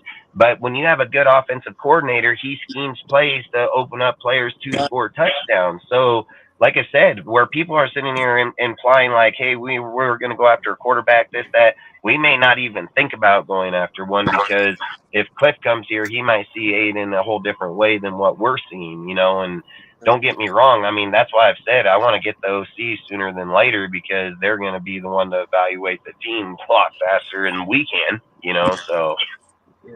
Just also replying to Dirty Eric, if we pay Cousins, I wouldn't want to pay him more than 25 to 30 million. Guaranteed. And he's paying 40 right now. He's getting paid 40 right now. Yeah, exactly. Yeah, but I'll have to put the rest in incentives if he wants to come here. Yeah, I'm not giving him. I mean, he got an ACL tear, man. I mean, first off, I'm gonna have to bring him in, and he's gonna get fucking like we're gonna have to most definitely bring him in and fucking try him out for sure. Like, I mean, just because Rodgers healed on him, don't mean like everybody's gonna heal the same way, you know. So exactly, facts. 1990s run and shoot. Yeah, I mean, hey, that's facts, dude. I mean, that shit could be very successful too if you have the right people in it and calling it. The reason I like it though is if you look at what Gruden tried to do shit, like when he was first building the team. Well, Mahomes can't do shit if he's standing on the sideline. Like, if you have a good ground and pound game, like if we had like even if we do move on from Jacobs, which is a real possibility, unless he takes like $8 million a year or something, the guy I would go and get to pair with Zamir White out of the draft right now is Taj Brooks, which no one's talking about. So I'm hoping that guy sits right down to the 5th round, because he's number 1 in forced missed tackles and number 1 in yards after the contact, and he'd be like the perfect 1-2 punch with Zeus. Like who did you say? Who did you say? Taj Brooks out of Texas Tech. Yeah. He'd be nice. He'd be all right. He'd be a nice piece. I mean, like I said, I mean, they got a lot of people, and again, in the draft, dude, coming up, that's a lot of shit going to come up with that. It's like I said, I want to figure out who the fuck the OC is so they can figure out who they're going to start getting in to start. Because, look, when Ziegler came here, I said it. When Ziegler got here, they had to go off of the previous draft board from what they were drafting. So when you're talking about Tom and them getting here, he's gonna be going off of what Ziegler and them already been put in, and it's his people. It ain't Ziegler, but it was Ziegler, but it's his people that are already been scouting on those people. So that's all I say is, like, the sooner we can get him in, the sooner he can start evaluating and maybe change things, because he's already got his draft board. He wasn't like Ziegler when he came from New England. Like, he is the GM of the motherfucking Chargers, so he most definitely already had his board put together and knows who he's looking at and trying to go after. So for him to come over here, I don't think it's going to change too much off of, but he may be able to add his own people. I know this might be a bit of like a hot take. If we did get Telesco, I don't know why, but something just tells me that like he might go after Bo Nix. But just the style of quarterback, like if you look at him and Herbert, like their play style, because Herbert's like not mobile either, man, and like he can move in the pocket, and Bo Nix is kind of the same way, and they even come from the same fucking school too. Like. Yeah, it's when you look at like how Bo Nix plays and how Herbert played in college, it's very. Man, I mean, Bo Nix is accurate as fuck, bro. He's accurate. That's what I'm saying. It's I mean, I've said it. I've said from day one in this year's draft class that Bo Nix is my guy. He's accurate as fuck, dude. He has the most fucking college games played. I get that. I get people get hopped up on. All the, I get that people get hooked up on all the names and everything like that, but he has the most consistency within a team. And then not only that, the most mature quarterback out of all. Plus, dude, he'll run forward, dude. And I've always said, like, Jayden's built like a broom for one. He's skinny as fuck, dude. And I mean, when quarterbacks start going right and left, like I've said, when Dan Marino or like Steve Young and Joe Montana and them did it, dude, they were opening up the field. Would they run? Yeah, they'll run, but their more intention was to open the fucking field up and throw it downfield, Yeah. For a guy like Bo Nix, I've said, like, where you make yards is going forward. The guy that'll run forward in a straight line is the guy you want, man. And Bo Nix will do that. He'll run forward to pick up yards. And in the NFL, that's crucial as hell. So, I mean, I get the whole Jayden deal, but we don't need our quarterback just straight running every fucking play. I mean, it takes away. Why do you think people were talking about Caleb falling down the draft board? Because a lot of offensive coordinators have the problem that they design a play and Caleb don't want to let the play get developed. Like, Caleb wants to be the game changer every single play. So when he goes out and this guy calls the play and they want Caleb to stay in the box for, let's just say 3-4 seconds, Caleb don't do that. He'll hike the ball and just take off to the right, try to open up, see something else. And that's why a lot of people were knocking him going into this draft, and they still are knocking him. So, like I said, I mean, I think he'll still go number one, but, I mean, he's been knocked on that shit numerous times by massive people. So, like I said, I mean, it is what it is. they end up fucking. He ain't our guy, so I can care less. You know what I mean? So, but Bo Nix. I mean, I'm 100% for him, man. That guy's a good ass fucking guy. I would take him in a heartbeat. In a heartbeat. Shanahan is using the '94 Niners offense. Hey, fuck backs, dude. They had a badass fucking team back then. Dirty K 500. The main problem with AOC is that he don't check down. Yeah, I mean, I think AOC's problem is one, he probably hasn't been taught by an NFL coach yet to like literally see the field. One, Josh McDaniels was giving up on him. Bo had to deal with him because it was his job or not. So I think like when you're looking at the two outcomes of how they were getting started, is it's two different deals. If you were to bring a guy like Cliff Kingsbury in that has success with offenses, everything that he's done, there's a very it's harder to say like I think my that he Wi-Fi wouldn't fucked up. have like it would be harder to say that he wouldn't have better success with the player than like I said the other guys. Like Cliff has proven success, dude. So if you get a guy like Cliff in there and you got a guy like Aiden that's 6'3", sees over the line, Cliff says, okay, I can just build up a fucking line here for him. We play off the single back formation that'll allow big runs up the gut for fucking counters or halfback dives, things like that. When you're running in a 4 wide receiver single back set, I mean, like I said, if you have the right line and the right people, that system could be fucking dangerous. It could be dangerous as fuck, dude, because how do you cover four receivers with the halfback in the backfield? I Like that's remember, a like you said dangerous earlier, system to when be coming from.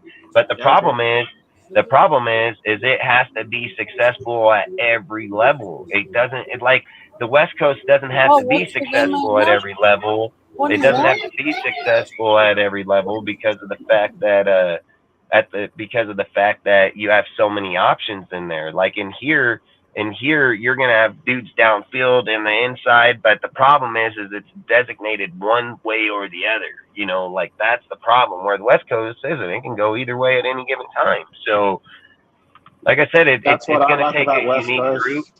I think the spread with us, with Tucker, Jacoby, Davonta, depending on who else we're gonna get out of free agency or the draft. I mean, we're not lacking players. I mean, this might sound kind of wacky, but you know how Graham kind of runs like that hybrid defense, between the 3-4-4-3 base and shit. Yeah.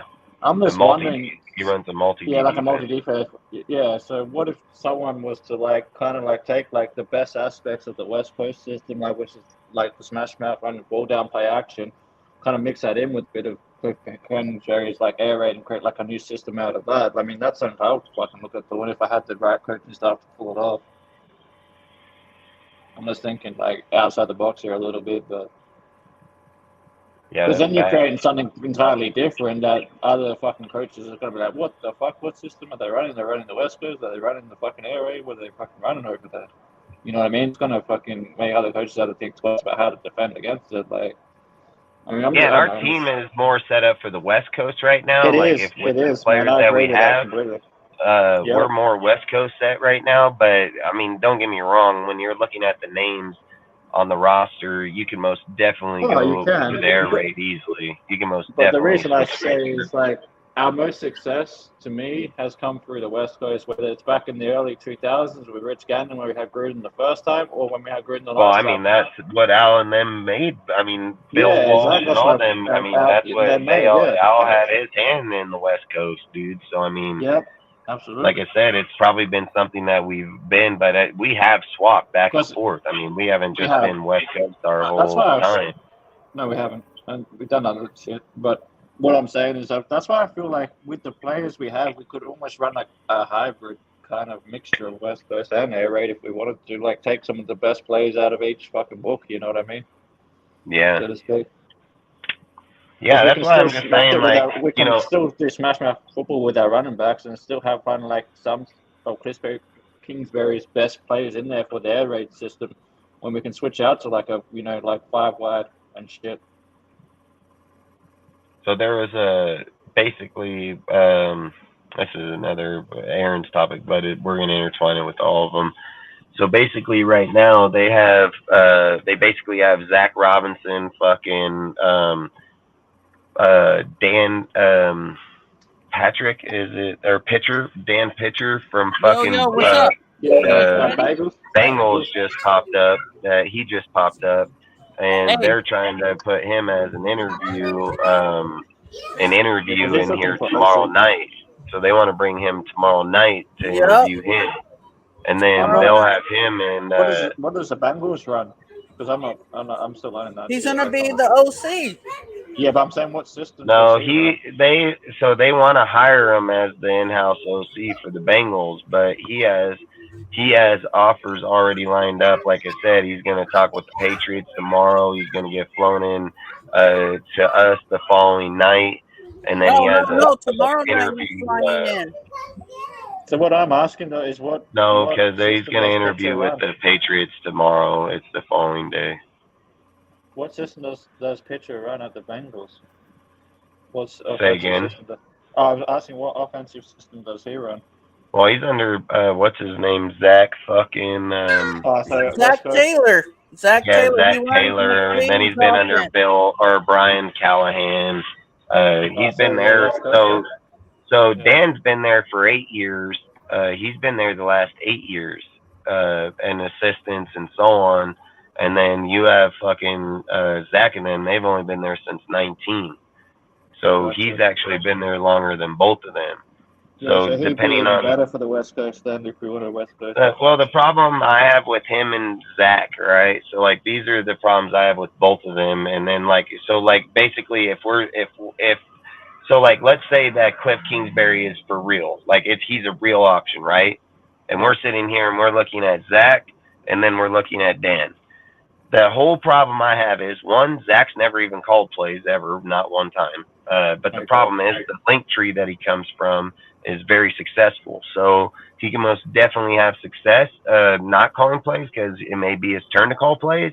And again, there's been plenty of coaches that's had that success where they've been underneath people, have been there long enough, and they get the reins passed to them and they take off. And it's been like that. But the problem is he's unknown. You don't know what you don't know what he'll do. You know that Sean McVay been calling offense regardless how people want to say it or not. That's his shit. It was So then when you look over to the Bengals, it's almost the same thing. You have fucking Taylor, you have fucking Bill Callahan that are calling the plays. This guy ain't called the plays. So you may have all the brain and they may give him the chance to call it, but let's be real. Even if they name him the OC and move him up into the OC, you still have Zach going to be overwatching it, if not fucking monitoring it. So if you're just asking me for the most proven guy out of all of them, it's Cliff Kingsbury, hands down. Cliff Kingsbury calls his own plays, calls his own shit, he designs his own own shit. So I get where you're coming from, and I for agree me, with that that's because how I would have to go with that route. For me, I mean, we can't sit here and just fucking piss in the wind on the offensive coordinator when we're already taking a gamble at the head coach. Like we can't fucking do that because there's not a fucking guy to take over those OC if it fails. Like if we have Gruden on the team, you don't have another OC guy on the team. It's not even about the problem with the defense is you got 5 different defensive coordinators that can take over the fucking job defensively on our team. You don't have not one offensive coordinator that can take it over. So that's why it's most crucial as fuck that you make sure that the guy that comes in that spot, not just that. You can't give Dan Pitcher the credit of Bill Callen when people are like, yeah, but look at what Jamar Chase, he fucking didn't coach them motherfucker. He can't fucking beat Jamar Chase, that motherfucker. He like second down the board, bro. Like, you didn't fucking have shit to do with Jamar Chase, So you can't look at it in those contents, dude. Like if you're sitting there. I was going to add with what you're saying is like for example, if Gruden was still here, then I would be okay with that's facts, with Zach Robertson or whatever, because if you had like Gruden here, then if like one of them fucks up, Gruden can just take over the system. You can start on the plays or whatever. But we have AP, and this comes back to what we were kind of like. I hate bringing up old topics, but this kind of comes back to what we were talking about earlier with AP. This is one of his flaws, if you will, is that if the OC fucks up, he can't take over that side of the ball. You know what I mean? Like Gruden could, or like an experienced head coach could. Especially an offensive-minded head coach at that. So no, that's fact. So if we're going to go, because we've already picked AP as a head coach, I agree, we have to go with a OC that's experienced, like Kingsbury.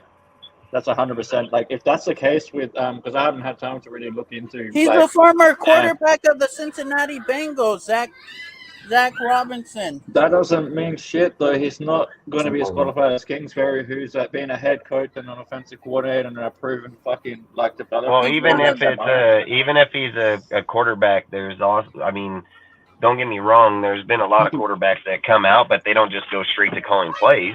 I mean, they go to fucking being assistants behind people and then be successful in calling plays. So I'm not going to argue doing that. First.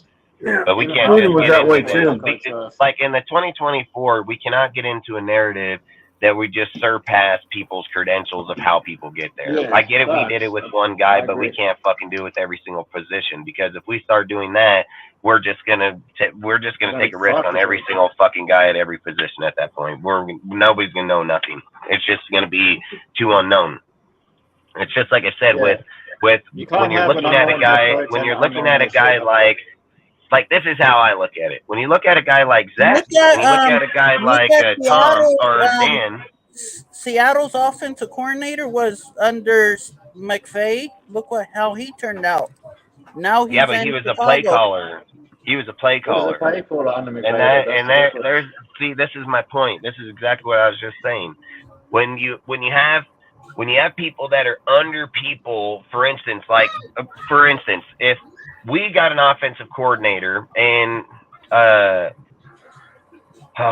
let's say that it's John Gruden, man, and you're gonna look for a guy like fucking Zach, or you're looking for a guy like Dan. That fits. It fits because he's just sitting under John. John knows the main plays. He knows the main everything. He's just gonna, and that's just saying John steps back. You know what I mean? It would probably be like the Andy Reid fucking a Benedict type deal. You know, it might be like that type deal where he's the guy that comes up with the main play, but he's the guy calling the plays.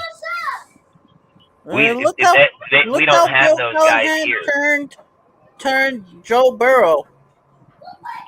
Yeah, but Zach is there too, and he's an offensive mind. He's the head coach. So how can we just give him the credit? Like, that's my point. You can't just give him the credit when the head coach is an offensive coordinator himself. Yeah, exactly. That's what I was getting at. That's what I said. If we had Callahan's a follower, and Dan is like underneath fucking two people. So Dan just getting promoted to that spot. He was nothing to do with that. And then again, Zach is the same type of dude. Like, he is under fucking Sean McVay. He's under his shit. He is not making those deals. Bill Callahan has had that pedigree with him when he was with us, with them. He's always had his pedigree. His time was just coming. You know what I mean? So he most definitely, he's always had it. So his time is coming. And I'm not going to say that Zach and all these guys aren't. I'm not going to sit and say they're not.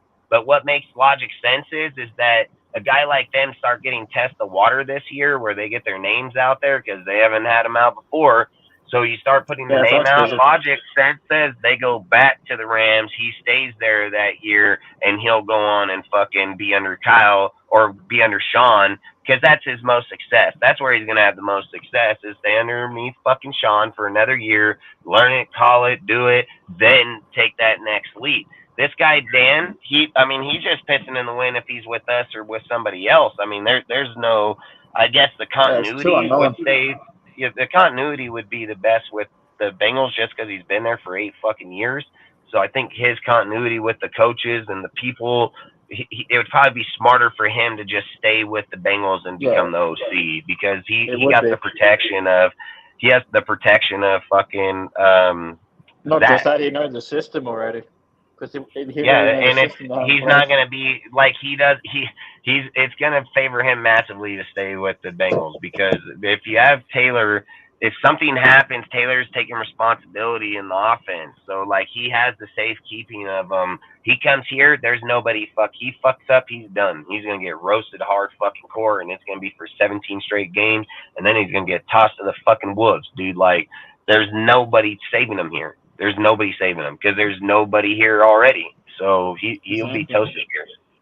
That's the problem with having a head coach like AP is you don't have that safeguard.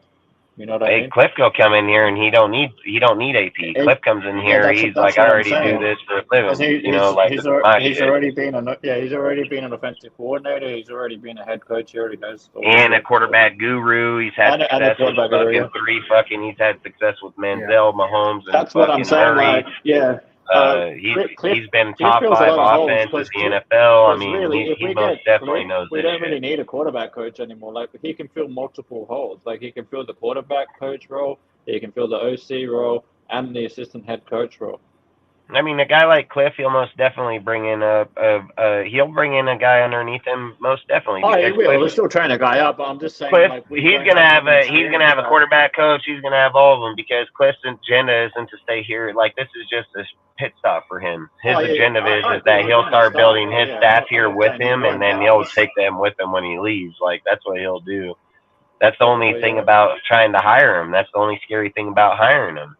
Because he will. He'll most definitely. It's just like I said about Gruden and Olsen, dude. Like, Olsen's never going to be an OC. He's just an OC bitch. That's what he is. He'll have to tag and sit behind a guy, but he's just the OC bitch. He just holds on to somebody's pocket the whole time. He's not going to be the play caller unless something like like that year happened. You know what I mean? So for me, like I said, you got to go with what's proven and what's been done, and Kingsbury's 100% proven. And I've said, like, it's scary thought, like, even Dirty saying here a little bit ago about fucking if Patrick Graham ends up going too. Like, all those are scary thoughts, man, because we don't really know the outcome of what we're doing. Like, we don't know, like, so we'll just go around the panel basically with the options, and we'll start with you, Rudy, like with the options of the OCs that are available that are being talked to us right now.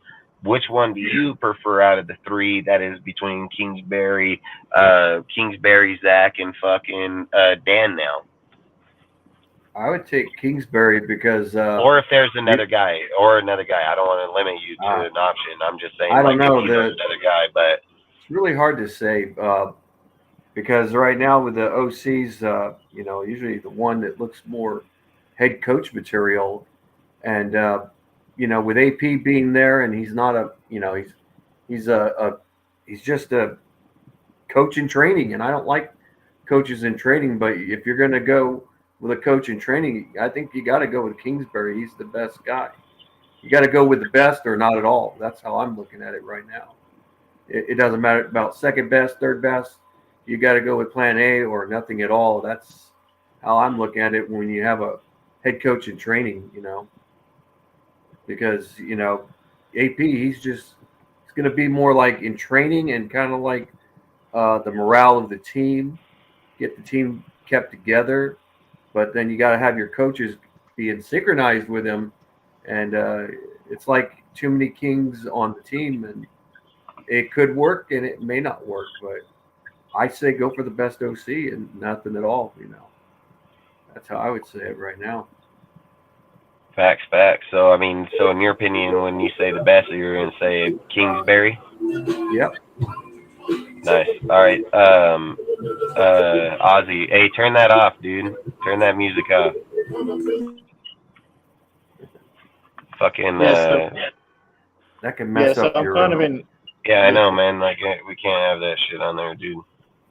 So yeah, because it could also go against your thing. They get what do you call copyright? Yeah. So with that, yeah, I kind of agree with Rudy on this one, just because like what you were saying before, because I haven't taken a deep dive into these candidates yet, to be honest. Like I only just finished work days, I haven't take a deep dive into the guys that we're bringing in yet. But if what you're saying is true, like they're less experienced, like they don't have the actual experience play calling, then yeah, I'm definitely all in on Kingsbury if that's the case. Like personally, I want a West Coast offense. Like I prefer the West Coast over the air raid offense personally. But if we can't get a guy that actually has called West Coast offense before, to the level of like a McVay when he was under Gruden kind of deal. Like we can't get someone like that kind of experience where they've actually done it. And I don't know if Kubiak would even. Is he calling the plays over there right now, or is it Kyle? That would be another guy. That would be another guy I'd have to look at too. If he is, because if he has Kubiak, he's the Kyle Shanahan's fucking minion. He's Kyle Shanahan's minion. So if he's a West Coast offense guy too, And if I recall, the guy that's over with the Texans right now, he never called plays either. He wasn't a play caller to my knowledge. I think that guy was a quarterback coach, if I remember right. So the OC for the Texans right now, and I've even heard that he may even be looking at a head coaching job in the next year or so. So that dude most definitely hit the ground running faster than shit, you know. Yeah, definitely. Well, like, it can be done. I'm not saying Zach Robertson or whatever can't do it, but it's just less likely. So I'd rather Yeah, and go with it's the just more like sure I've deal, said, like what from you those said. type of links. So like if I was going, like I would have to see like Dan's link tree where they're from. But I 100% agree. I mean, like if you're looking at the West Coast link tree and you're looking at people from the Reed, the Paytons, the fucking McVay, the Shanahan systems, they're way more successful. So I'd most Yeah, definitely take a risk I on agree. starting one of those guys for a year at the OC with no experience versus trying to go get somebody like, you know, that comes from one that don't have that type of pedigree behind them. So Yeah, like I said, yeah. it's a gamble in there, but I would most definitely take the gamble just because their success has been high as shit. You know what I mean? Yeah, I mean, I wouldn't mind giving a shot to like a Robertson or whatever, but I feel like the only thing that pisses, like, why I don't want to do it is because we don't have a proper head, like an Hey, he's experienced my head coach. favorite candidate out of them. I've said it. I think fucking Zach.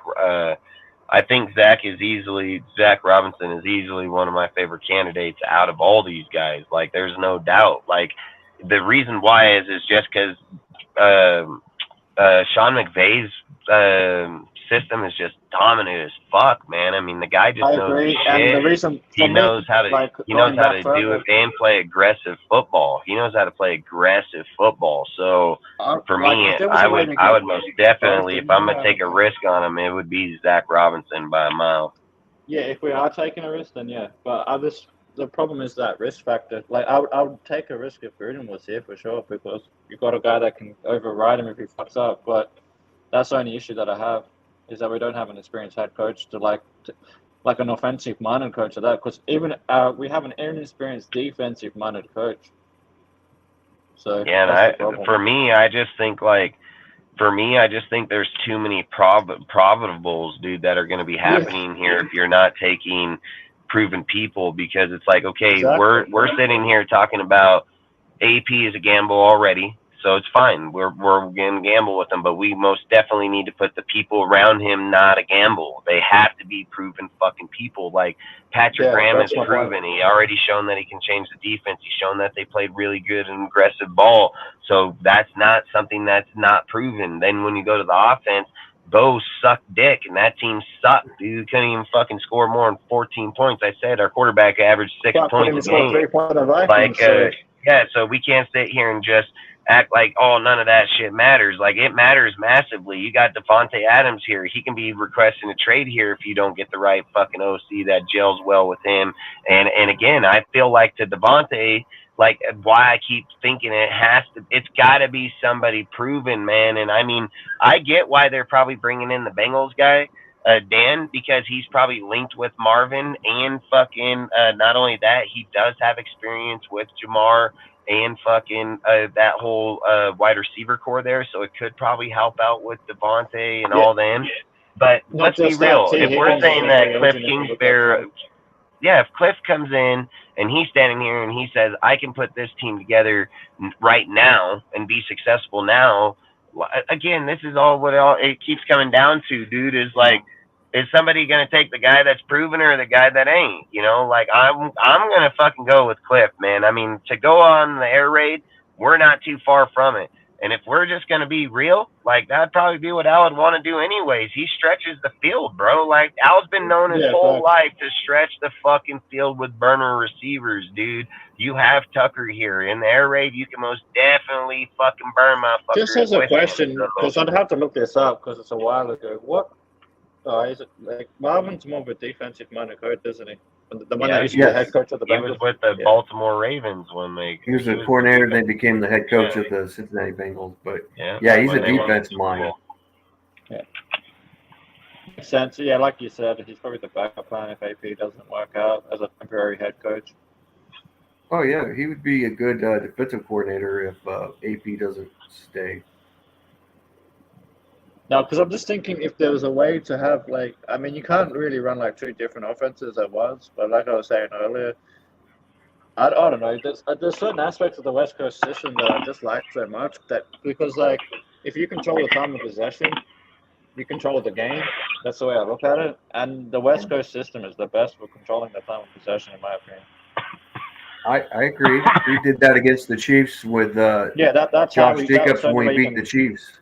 When Yeah, they, Yeah, exactly. but in Because you any control. we're beating system, them. Yeah. so let's be real. In any system in football can be used the same exact way. It depends on who is calling the plays. Yeah, Because exactly. the only thing that's going to solidify the West Coast over the air raid, right? The air raid could be. It's not just big plays. It's not. It's they're more built off big plays, but they got drags, slants, routes, fucking corners. Fuck, they got all the same fucking shit. So it's not like they don't have familiarity. The difference is they don't run off the pass for the run and things like that. It's like I've said, you can literally bring up four wide on the line and still have your halfback sitting right behind you and still get your halfback 25 fucking yards because they ran a halfback dive right up the fucking gut. You know, like it doesn't. It's just more not set up with the fullback. That's the only thing. They're not more set up with putting a person into I So having a fullback to formation, things block. of those type. Yeah, they're running off a different deal. I think even in some of those that'll run the pistol, things of those How many factors. So in the I air don't. raid is there more like dual back? I'm just curious because I'm not really. Like, I gotta learn more shit about the air raid and stuff. But with the air raid, is there more dual back plays in that, or is it all single back? I mean, it's more. I don't know. I mean, it would depend on who's building it. You know, like I would imagine you can do it either way, but I would think it would be more in the Good. single back formation because of the fact that, like I said, it because you become unpredictable at that point when you're set up and running. People are set up and passing almost all. People ain't expecting you to just run the fucking ball. You know what I mean? And then when you're sitting back there No, I was thinking more defenseless like with one RPOs and dude in stuff. the backfield, they just take off on you. You know what I mean? So like it's No, I was more of thinking them more like building a a dual back front on the RPO kind of line. feel. It's just more building a front on the line is what it is. Yeah, More putting more fair enough. people out there. Yeah. No, I mean, I guess I could. Yeah. He said we're I guess hiring I'd be curious to dinosaurs. see how it works out. I He guess said I didn't go 16 really years that much of into it. losing is what Lewis brings to the table. Yeah, I mean, I ain't gonna lie. He did lose there, and I mean, he did have good team, and he's had good teams in both. I mean, everybody's had bad journeys in football. I mean, very few people make it the whole tender or even with the same team. You know, it's like when people bring up the narrative of like this guy he had to leave this team to go over here and bring Hopper. Hey, listen, man, there's very few people that are ever drafted to a team that stay with the team their whole entire fucking life. You know what I mean? And again, tendencies and Bill Belichick's tendency came to an end. You know, everybody's roads come to an end, man. Some are more successful than others. Some fail before they become successful. Some are successful then fail. Some never happen. You know what I mean? So it's just this journey. I just think what the thing here for Marvin here is like this is why I think it'll work. Like when you start surrounding yourself with fucking 10 head coaches that are all in different areas from fucking defense, offense to fucking being head coaches all the way across. I mean, you're not just asking one or two guys. It's like you got fucking the experience of fucking 10 dudes that know it, you know, like been in those situations. So where one guy fucked up, this guy might not have, you know. And I think like you start using people's weaknesses, strengths for their the weaknesses for their strengths because there's so many people on there. There's so many options that can be moved around. And it's just like I said, it can become a dangerous game because where they're looking at it like we want the success, we need to get it now. It can hinder. So like for instance, like look at the Texans, right? If you go into the Texans and you start out the whole team with all rookie people, right? D'Amico, the quarterback coach, fucking the quarterback, and so on. You're just starting out with all rookie people. But then you look at the success that the offensive coordinator has for the Texans. he gets noticed right away. His success skyrockets. They're like, damn, look at, they come in here with this broke ass Texans team for the longest time. They draft the fucking quarterback, get him here. This guy takes this guy to be one of the best quarterbacks in rookie history, gets into the playoffs against good teams. And what do you think happens if he leaves? It resets the whole entire offense all over again.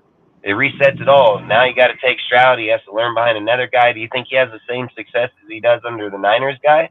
Probably not, because that was the fucking Shanahan dude that come from a Providence fucking link tree. Like, who's the next guy to replace him? That's going to become a fucking problem.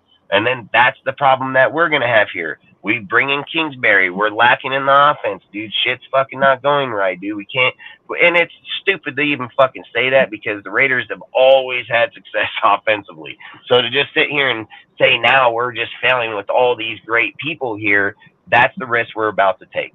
So to me, would it make more sense to go after a guy like Zach or Dan because you're going to get him longer? Yeah, it would probably make more sense. But the problem is we don't have an offensive head coach or a head coach. Yeah, an offensive-minded head coach. So I don't think we can take that risk. I think the risk states that it's going to have to be Cliff Kingsbury, and we're going to have to hope that he brings in some personnel that are not going to leave, because we'll have them under contract. So that's what would probably make the most logic sense, dude, because otherwise we're just taking too big of a gamble with the defense, with all the people coming in here, man. I think we'll be geared to most definitely go to the playoffs. I don't see why we couldn't make the playoffs this year. If we pick up a good corner, good DT, fucking get an offensive line, figure out if you're re-signing Jacobs or going after another guy. Your receiving core is pretty much fucking here. You can decide if you want to keep Hooper or move on from him and go see if somebody else is better and available. There's a lot of what you're saying. pieces. For me We're personally, just a few pieces. I agree with that, and I'd probably go like with what you're saying. I'd probably go the corner, that one that I think you put it out this morning, that Jalen Johnson. Yeah, the Bears ain't giving him up. He's gonna get locked up by them. That's not gonna happen. It's always good to put out posts that people fantasize on, but you got to also take into consideration that he's one of their best damn corners, and they're not just gonna let him walk the hell out of there. You know what I mean? Like that's not happening. Like I've said, that guy's a badass, and Is he under contract? I don't know if he's under contract or not. I mean, he's got to be. Yeah, I don't know his details of his deal. If it's unrestricted, he's a free agent. Yeah, he's a free agent. Then he can go wherever he wants. I mean, yeah. I mean, at that point, he can go wherever he wants. But I'm not. I can't remember which different rules, because I'm not signing Chris Jones. You couldn't even pay me to get that fucking guy. Why would I get Chris Jones and pay him $30 million? I'm cool on that. We already got Max up there for 25. I wouldn't worry about getting Chris Jones. I'd rather get. I was gonna say with the DT thing. I mean, if I'm gonna be given $20 million, it's going to that corner. It's going to the corner for sure. Yeah. Like if I'm giving $20 million. And I'm gonna gonna get a spot that's gonna matter. I'm fucking 100% gonna go after. If you're gonna spend big money, it has to be offensive line or cornerback. Yeah. I think you got too many guys that are older that have big names that can fill that hole in the DT that won't cost us $30 million. Not just that. You know, I mean, we need a big body guy for the run. I mean, go get Fletcher Cox, dude, and fucking bring him here and throw him down in there. I mean, you're not gonna pay out hell and he's going to still do his job there. I mean, and I'm not saying him. I'm just using it as an example of there are guys that are not going to be to that caliber. What you could do with that is get Fletcher Cox on a 1-year deal, go draft Javondre Sweat out of Texas, and then 62-pound gap eater. That's what I was saying, because that guy's huge. He's like a giant version of Chester McLaughlin. He's like you said, he's 6'4", 365 pounds. That's a big dude. I mean, when they do those quarterback sneaks, that guy will shut them down. If you want to build like an elite pass rush, I mean, I don't know if you really want to do this, but he's a run stopper. You could get two DTs in the draft and get him. Like I think he's probably projected right now. Yeah, but we can't do that. We can't do that because we got Mork that's on his last deal.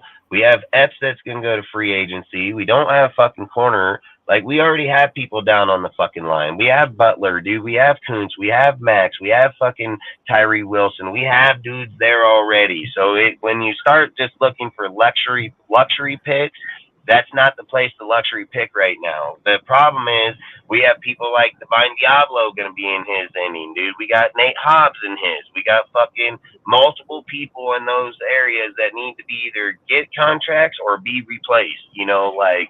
So I don't know if I'd be looking into there. Like I said, I think the DT is the minimal spot. You can go right to the fucking free agency and get a fucking guy that's a DT that can fill that spot right now. Because our D line guys are. You're going to have to, and I've said it, dude. Trying to go to college and go get a fucking guy out of there to just come here and have that success, it doesn't make money. In the 3-4 system, it costs fucking money to put fucking NTs in the middle because they are gap fillers, dude. They are not just any normal dude. Those are guys that fucking, it's just like I said about Tyree Wilson. It would kind of be pointless because of the fact that you need, like, look, Tyree can be 6'6" or 6'7" and fucking 270 or not. It's not the same as a dude that's 6'6", that's fucking 310 pounds and he's as wide as two dudes. You know, like Tyree is just a lengthy, tall fucking dude. Like one guy can own him. When you got to get two dudes on the opposite side to try to own you, that's different. That's how you can have three dudes down and fucking the other guys up. Like that's how you can do that. But you can't just do that if you got five guys will dominate those dudes up front that fast. Like, they'll just muck them right in the dirt, dude. And one guy will do it. They don't need fucking two dudes mucking this one guy. They'll fucking do one guy. So that's all I'm saying is like, when you're looking at that, it probably makes, and listen, I'm not saying that players don't come from college and have it. Like, who's the last guy? Like, these guys are people. What's that? These guys are getting.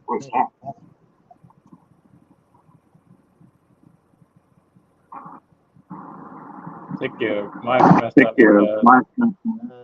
Fucking tried to call my fucking phone and now it's fucking. Oh shoot. Yeah, oh, I was saying that. Yeah, I do agree. Like getting Shavondre Sweat, especially if we can get him in the third round, would be nice. Yeah. Tyree Wilson, he's a good pass rushing as a defensive tackle. But a defensive end. Yeah, he can be, but he wouldn't be a good run stopper as a tackle, but a good pass rusher because he could pass rush. But when it comes to like Dallas Cowboys offensive line or Eagles, they will body that dude because of the lack of gap ability he lacks. Lou Ruff, appreciate you, bro. But he is a good pass rusher, but you want a big fat guy when it comes to run stopping. You don't have That's what I'm saying. You want to get a guy that can stack up in that middle if that's the plan. Well, there is another guy. And I would just go with people that are already successful in that position because going through college, man, like if you're having a 4-3 dominant, like you're a dominant 4-3 with a change out of the 3-4, we're not. We're more in the 3-4. So, like, we do play a lot of down people on there, so I'm not going to say we're back and forth in it. But like I said, if you're going prominent dominance inside of the 3-4, outside 4-3, I'm just going to go get a guy in the NFL that's already played it and done it. I'll pay him the money. I don't care. I'll give him fucking $20 million. I don't care. He's going to do it. I've just said when you're going to the draft, it was like I was telling you earlier when we were talking, you're just taking too big of a risk in places that can't have risk taken. Sometimes that's why free agency is out there. And that's why sometimes you got to go and sign a middle linebacker for fucking $20 million because some of these shit is just fucking hardcore, dude. Is it yours? It's yours, Ozzy. That shit's screaming. But long story short is like when you're in the NFL and you know those people at that spot, they know what they're doing. That's why I said you would pay them the money. If you have the luxury of being able to sit back and develop a guy or take a risk because you have a guy next to him, I'd 100% do it. But like I said, going in this draft, I think people got to start paying attention. You got Morick, you got Epps, you got Kuntz, you got Diablo, you got fucking you're gonna have fucking Amik, you got fucking Nate Hobbs, you got fucking all kind of motherfucking people that are crucial pieces within our roster that are gonna most definitely need to be re-signed or fucking replaced. So like I said, it's something that we gotta fucking I get it when people's just focusing on the front, dude. I mean, you got there's 11 people on the team. It's not 4, it's 11, man. And I've said defensive ends and tackles don't line up with wide receivers, dude. And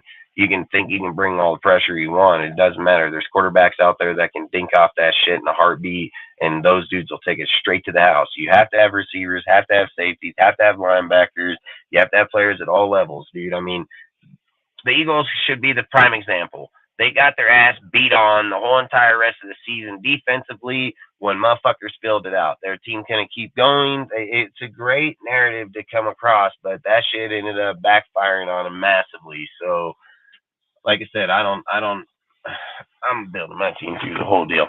But you guys have anything you want to add to it, or however you guys want to finish talking about it? I was agreeing with saying that, like, you should get Fletcher Cox, but just on a 1-year deal, and then have a guy sit behind him for 1 year, like, to learn from him. That's what I was saying. Yeah, because I think, like I said, in this draft this year, a third round dude. So a third round for a DT is a good spot, I reckon.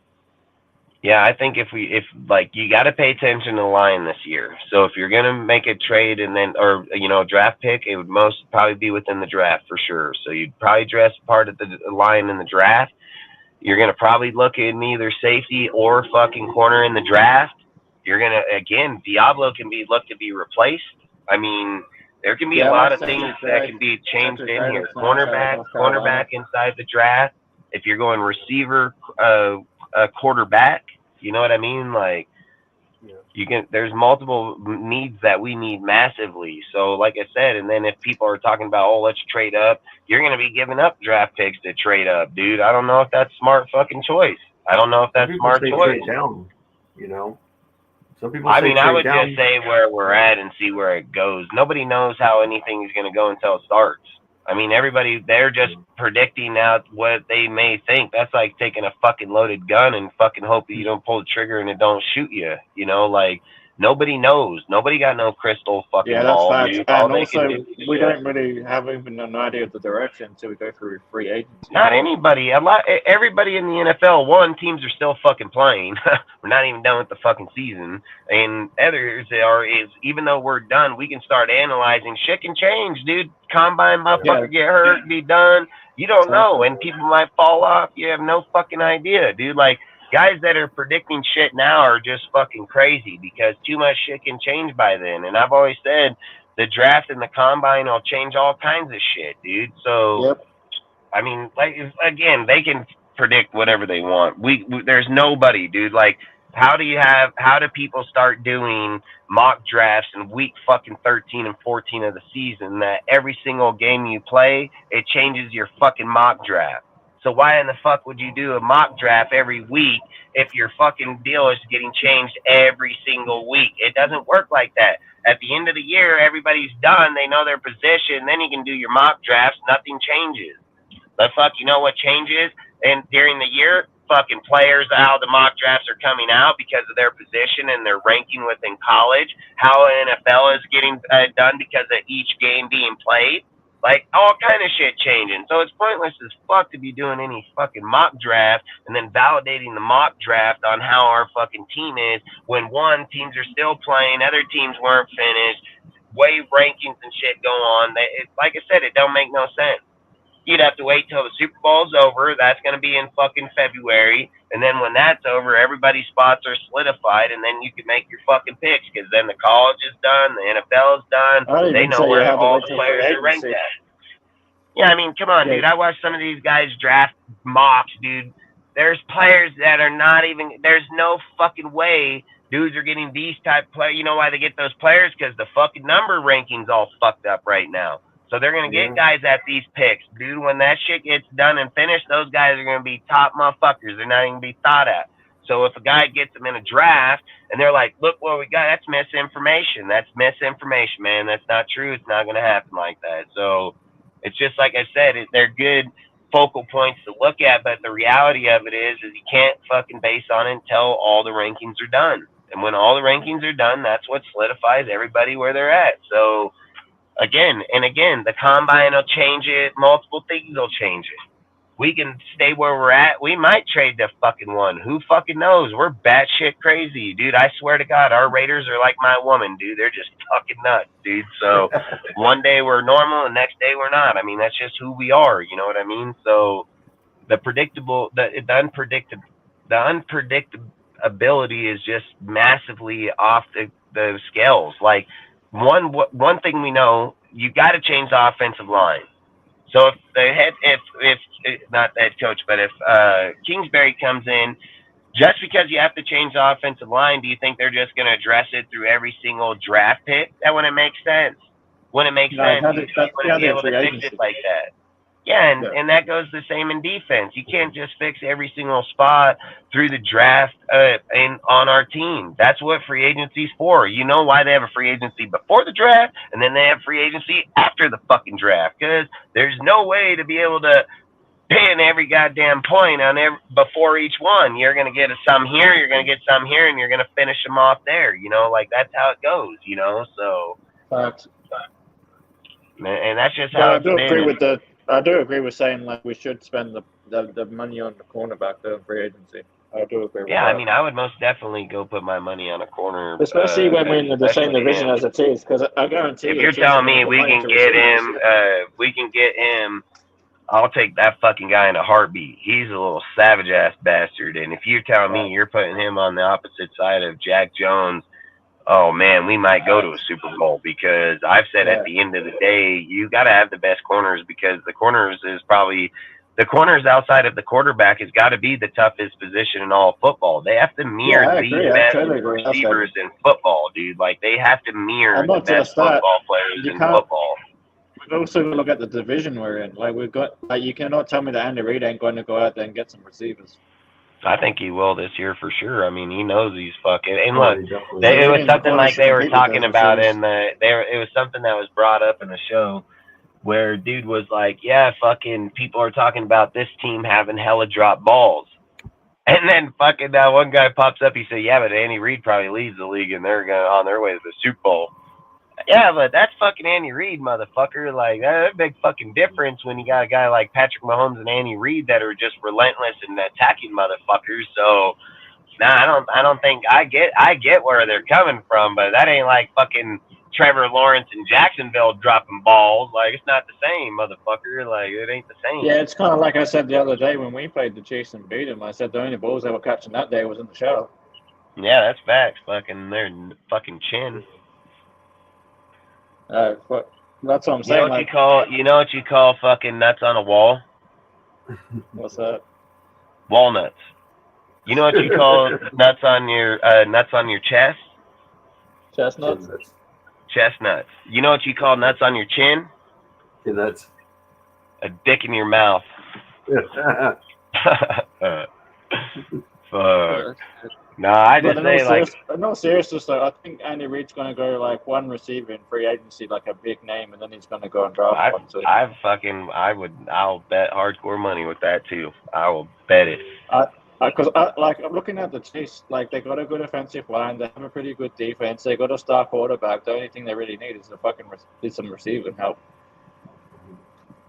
Yeah, and I mean, they're going to, like I said, you got the Broncos that are going to be changing. They're going to go after a quarterback, dude. Like, you got a lot of shit that's going to happen here in this division. Reports are saying that Harbaugh is most definitely getting the job. I don't know if it's 100%, but from what I'm getting told, and by all kind of people, is that the fucking Chargers are about to sign fucking Jim Harbaugh as the next head coach. So he had a second interview with Atlanta, and I know he did with the Chargers, so I still put it as 50-50, but, you know, I hope he doesn't go to the Chargers or else.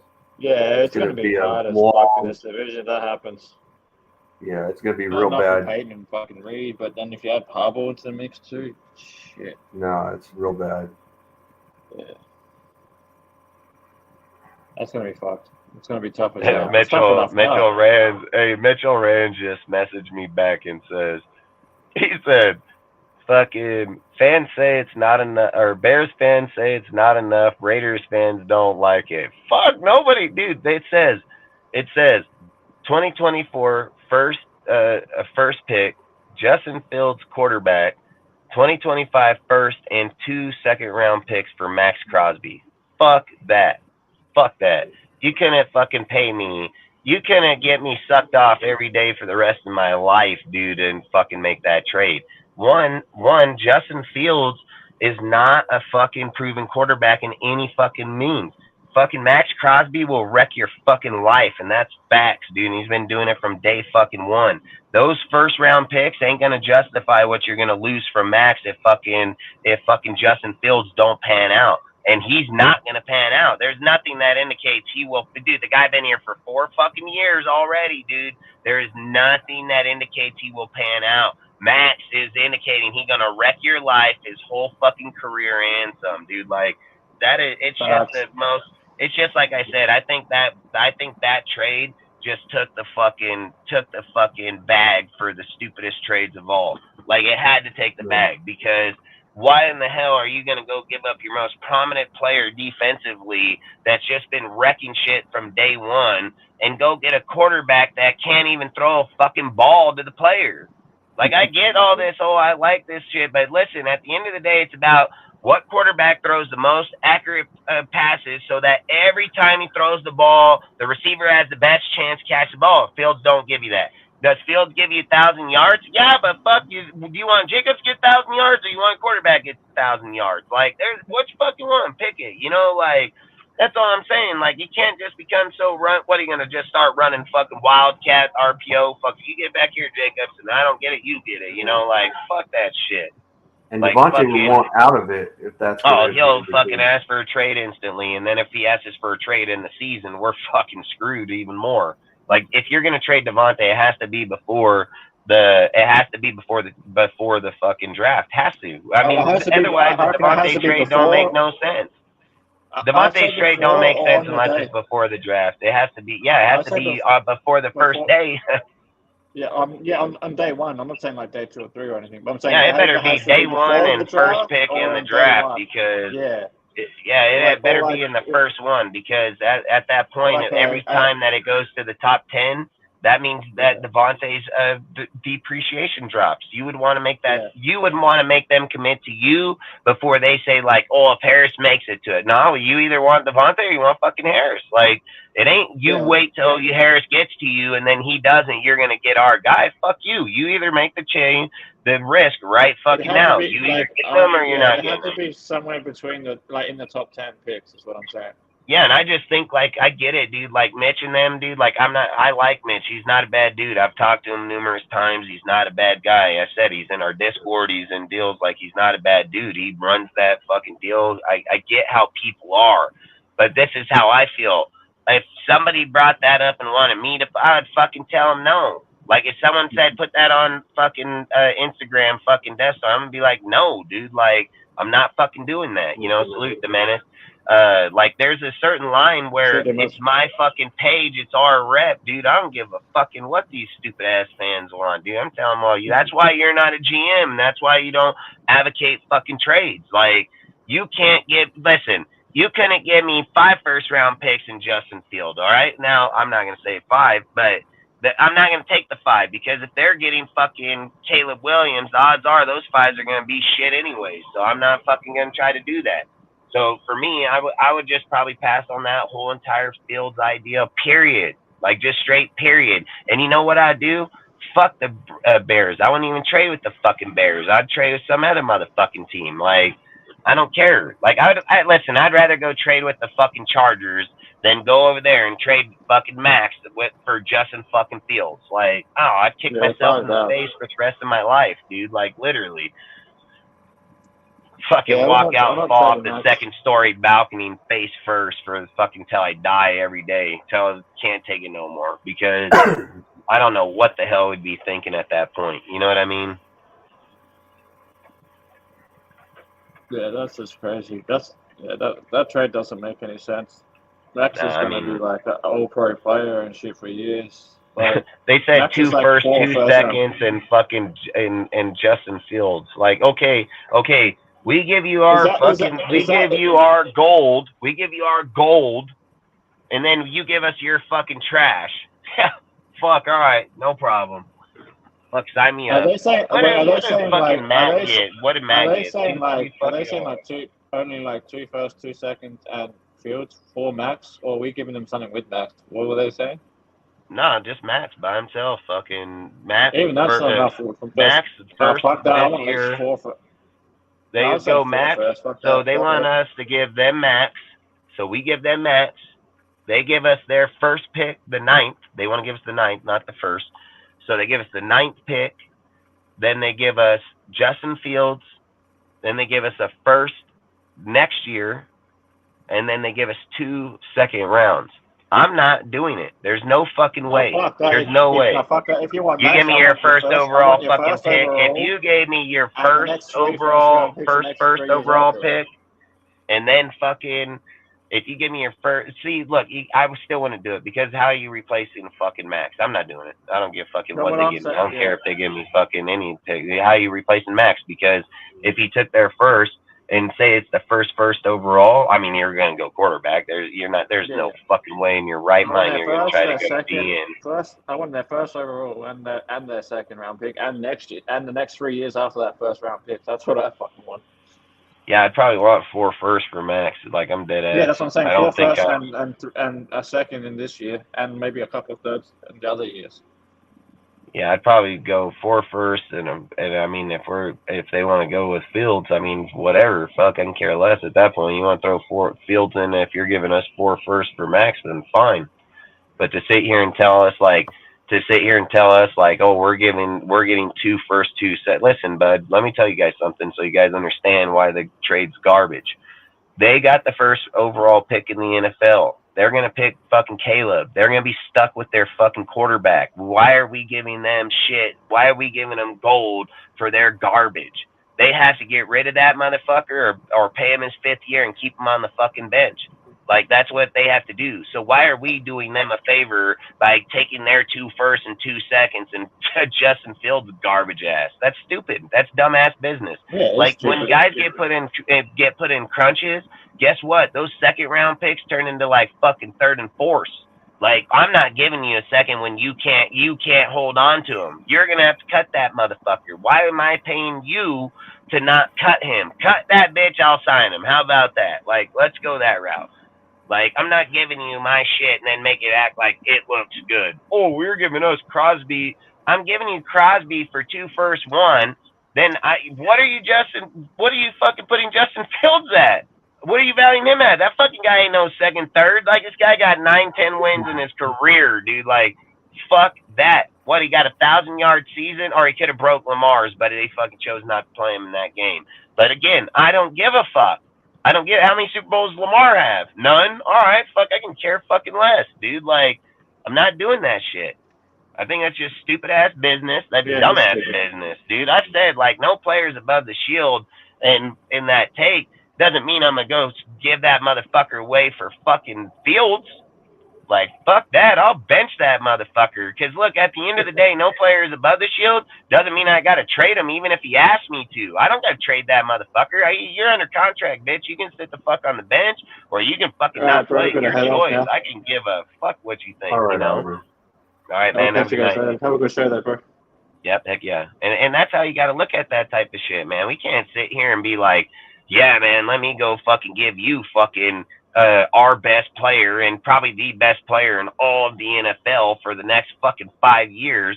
And then you're asking, no, fuck that. Fuck, get Justin Fields. Dude's a fucking dink. We got their 2 first. Don't get shit because we never do. We got 2 more seconds. Don't get shit out of that. And they got our best guy for the next fucking 5, 10 years. Nope, not doing it. Not happening. Not fucking happening. There's no guarantee in that shit. I'll just stay with my 13th pick, dude. Fucking see what happens and go from there. I mean, that's why I've even said AP and them, it'd probably be dumb as hell to even try to trade up in this draft, dude. Like, there's too many good quarterbacks. You can't just sit here and hone yourself in on one motherfucker and then say, like, yeah, I'll give up 3. No, those 3 picks in the fucking next few years can hurt the fuck out of us, dude. It's not like we're just sitting here saying, like, man, we're 1 player away from a Super Bowl and our team's so fucking built and we got depth and we got started. No, the fuck we do not. No, we do not. That's delusional as hell to even think that.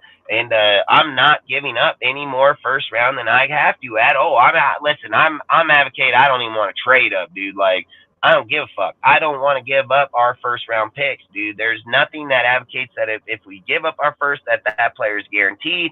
If we just go off history, it's just saying it's not gonna work. Like, it's just saying 100% not gonna fucking work. History says 100% that shit ain't gonna work. So if I'm gonna fucking not work, I'd rather just stay where I'm at and then let it not work. Like, that's what I would do. And then to sit here and say, like, Bo Nix ain't going to win games like Jayden, that's bullshit. There ain't nothing that prove either quarterback will win a game in the NFL. So that's just who the coach is. The coach's responsibility is to get the fucking best out of that player. So regardless of who's there at the 13th, or say you're trading to the 10, you know, you're not fucking jeopardizing our career or our franchise for the next 3 fucking years of first round picks, dude. Like, I would rather have the first round pick and fail on it than not have it at all. Like, fuck that, dude, because even on the ones we failed on, we still have hit on some.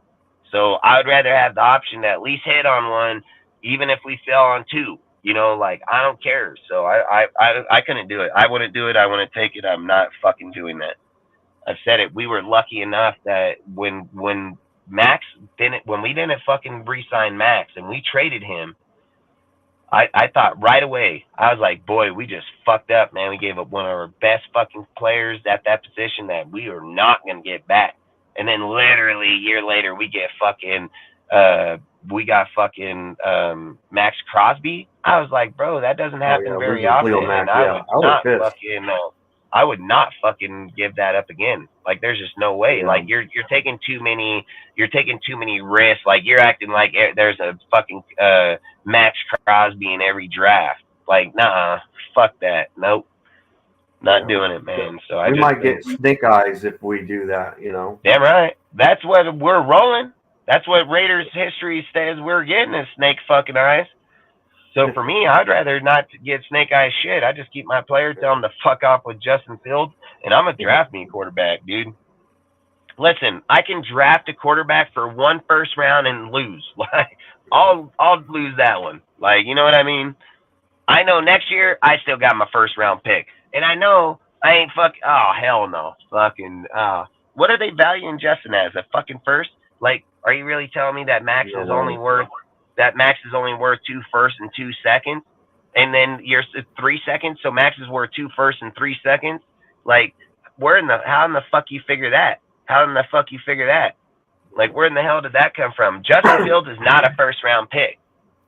So that, you know, he's a second, and if you got 2 firsts on the board with 2 seconds behind, that means we're giving up Max for 2 firsts, 3 seconds. That's what we're doing. Fuck that. Swear, man, that guy, he should just be like, nope, I'm not putting that shit up on my channel. Because I know I wouldn't. I would fucking laugh. I'd be like, boy, you about fucking dumb. But whatever, it is what it is. That's their post, their channel. They do whatever they want. I just commented, that's all. It's my opinion. Fucking, I've always said everybody's entitled to do whatever they want on their own shit, put up whatever they want. That's their channel. They can have whatever trades, whatever ideas. I just say my opinion. I don't think it's a fucking good trade, and I most definitely want to do it, and I'm dead ass. I think that trade probably took the fucking bag for the dumbest trade ever, because I don't get it. I just don't get it. But either way, you know, I don't even know how they're valuing Justin Fields, dude. Like, where in the hell are they even getting the value of him? Where is his value as the player? Like, yeah, I don't think he's even a Pro Bowler either, you know. Fuck no, man. And you're talking about giving up a fucking 2nd and 3rd round pick for this fucking guy? Like, fuck that. Like, I'd let them draft Caleb, and I'd be like, I'll give you a 5th for him. Like, that's what I'll fucking tell him. Like, I ain't giving you no fucking 2nd and 3rd. You're fucking crazy, dude. Be like, just because you fucked up on your draft pick don't mean I'm gonna fucking pay you for it. Like, I'm all right. But either way, it is what it is. We'll see. I mean, he said 1 3rd round. Hey, fuck, it's just crazy. You can be a fullback for Bo. 3rd at best. Yeah, that's what I'm saying. Fucking no doubt.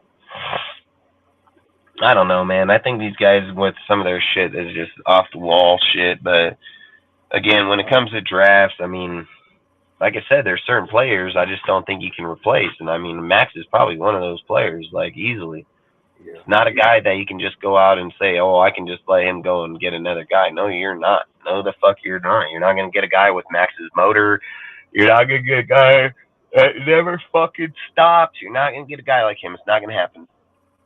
And if you think that, you're just crazy as hell. So outside of it, man, like I said, do you have any other topics or anything you want to talk about? Or I think I had a topic, but I don't know if we might have discussed it. Let me see. What was it? Fucking, which one is it? Is it the draft or fucking the players? Let me see. It says, oh yeah, I think we did talk about it.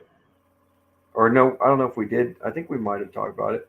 The Raiders might not draft a quarterback, which, you know, it's a good possibility, but you know, I think that we could possibly just go for the best player to like if there's a corner available, like whether it's Kool-Aid or the second best corner, we could end up taking them. I don't know if we'll go with Davonta Adams staying with the Raiders. I don't think we might even draft a wide receiver unless we go in the later rounds, but there's a lot of good receivers that can go in the second and third round. But after that, I think they're pretty much gone. But there's this one receiver I think is very unique. He's very big, and he could be a hybrid wide receiver / tight end.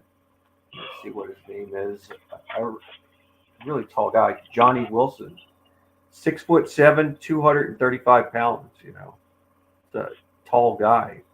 That guy would be a great red zone receiver. You know, because no DB would be able to really cover him because he's too tall. He might as well be playing basketball, fucking ogre. Well, that's why I said red zone. He'd be the perfect red zone receiver, you know, on a certain he would be the tallest guy on the fucking field by a mile. I mean, outside of the line, there ain't no fucking receiver or no fucking corner out there 6'7". Nowhere even close. Nowhere even close. Yeah, I mean, the guy. I mean, he's taller than a Megatron by 2 inches. Oh, dude, he'd just be straight bitching you. Like that guy would just straight be bitching on dude. I mean, you'd have a 6 foot tall. There could be a 6 foot tall corner or something, and he still catches the ball and makes him look like. Fuck! All I gotta do is be like, "Hey, dude," he'd just be like this. Hey, he would just be like this. He'd be like, he'd put his hand up above him, throw it up here. You know what I mean? Yeah. He'll be probably the greatest one-handed catch fucking guy on the earth. Yeah. You know? Yeah, that guy.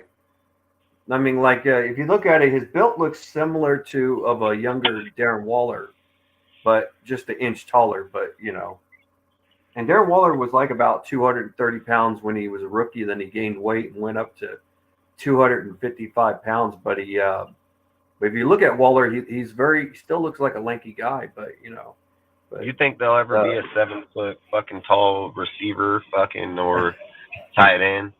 That'd be crazy. I don't know about 7 feet, but I saw the tight end. I think it was a tight end. Or was it a fullback on the Ravens? It was a 300-pounder. I think it was a fullback. Oh, they had a quarterback that was a 300-pounder. That fucking Antonio Wasn't Pierce. That Detroit Lions?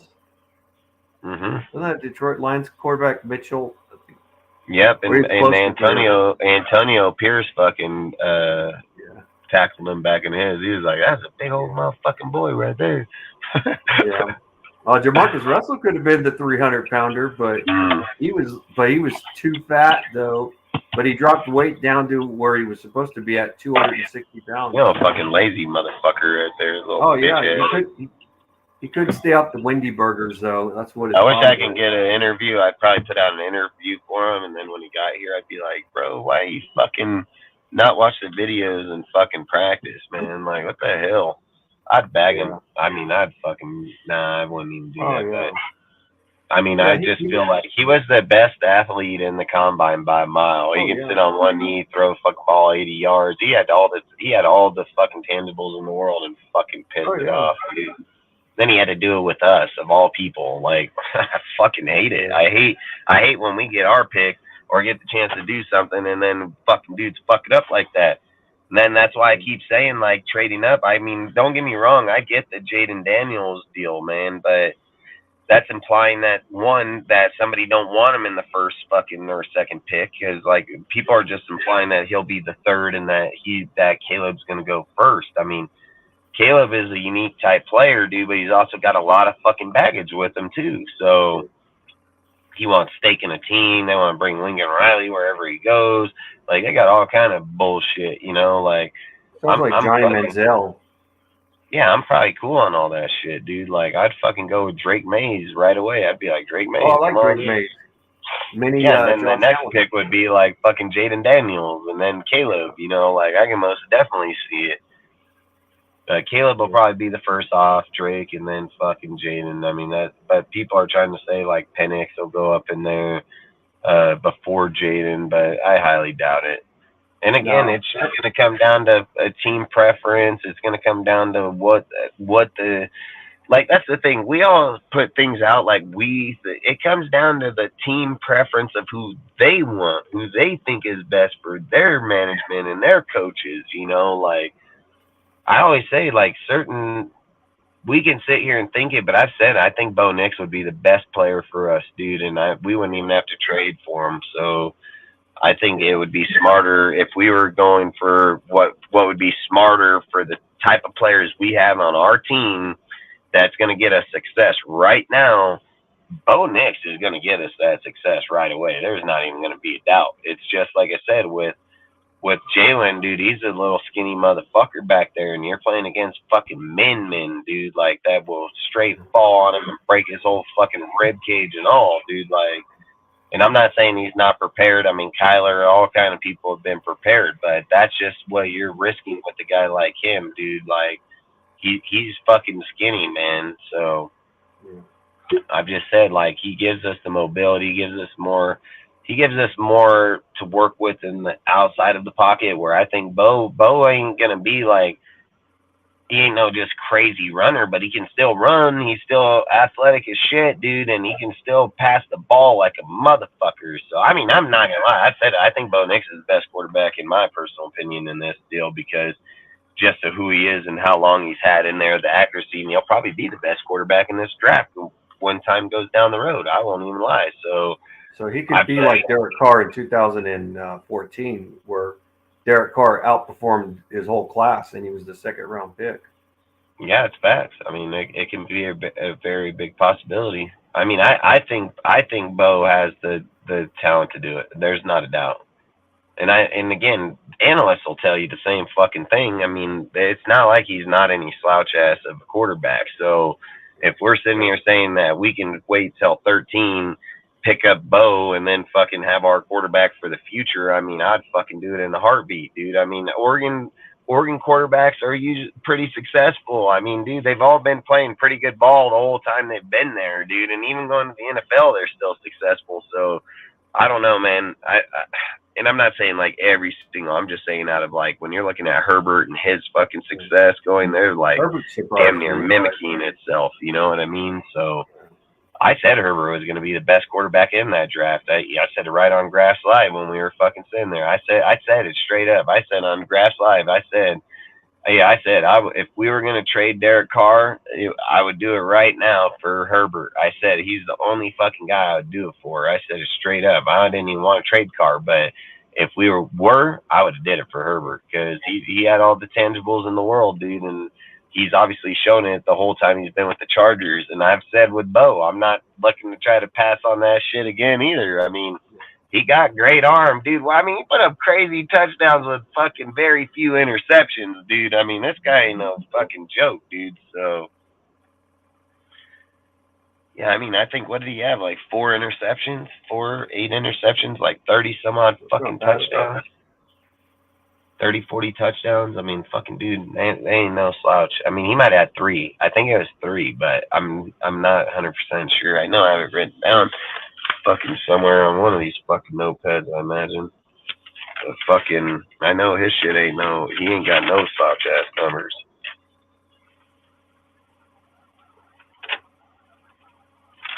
I fucking hate not being able to use my phone because I'll just look it up in 2 seconds, but fucking. Either way, fucking, I'm not gonna look through 50 million pages of shit. Yeah, I saw it. I think he probably has the best quarterback rating. I think, yeah, with the fewest, he makes the fewest interceptions. Yeah, Jayden Daniels had the highest, I think, this year. Fucking top 3 or top. He's one of them. But like I said, everybody's got their deal. It's just who makes the transition to the NFL the best. That's what matters. And that going to the coach, going to the places. That's why I said I think Cliff Kingsbury is so crucial to get him here, because I think with the people out there, he would probably have the most success right off the get go. You know, like we'd have the best success rate with him is what I would say. But outside of it, fucking, you have anything else you want to add on, or? That's all I could think of. We already got through all that. Hell yeah, we talked about a lot of good shit out here tonight, man. And like I said, man, we're going to try to keep everything more based to the football conversations, to the chat. Just stay more on topic of football knowledge, man. We ain't got time. 2024, man, we ain't got time for all this bullshit, troll shit, man. So, like I said, our channel, we're not going to try to run, you know, I like running for 5 hours, 6, 7 hours, because I like talking shit sometimes and just going on and betting. But I think going forward in 2024, we're not going to do that, man. We're going to try to stay more focused into the football talk, have more better conversations within the panel. And then once we're done, man. And we're not going to focus on other people's deal. Just the only ones we like. No negativity shit going out here. Just don't have time for it. Anybody that has it, well, just won't be part of it, period. That's just facts, dude. Like, ain't got time to go out there and worry about people that ain't doing shit for the nation. All they're trying to do is bring down people trying to do shit for the nation. So I've said it. Our platforms are for you guys. It ain't got shit to do about us trying to get it. It's about you guys. So our Discords, our Instagrams, our fucking YouTube, every platform we have is about the nation. So I've said, like, in 2024, we can't spend time giving people that don't do the work we do any type of credit or any type of platform to speak on. It's just not going to happen here. If other people want to tolerate it and allow it, they can, but we're not, and it's not going to happen. I don't care. They don't have nothing to tell me, and I can care less what they say. I don't know them. I will never see them. They'll never go to a game. They'll never call me. They'll never confront. So it's just back and forth bullshit, and we're not going to do it. So, like I said, going forward, man, we're going to talk Raiders talk to you. We're going to talk about scenarios, topics, all kind of shit. And then when we're done talking about it, we're done. Just like tonight, I appreciate every single person that popped up tonight, man. Appreciate all of you guys showing up here throughout the whole year, man. Like, you guys really helped us grow our channel. You really helped us get where we're at.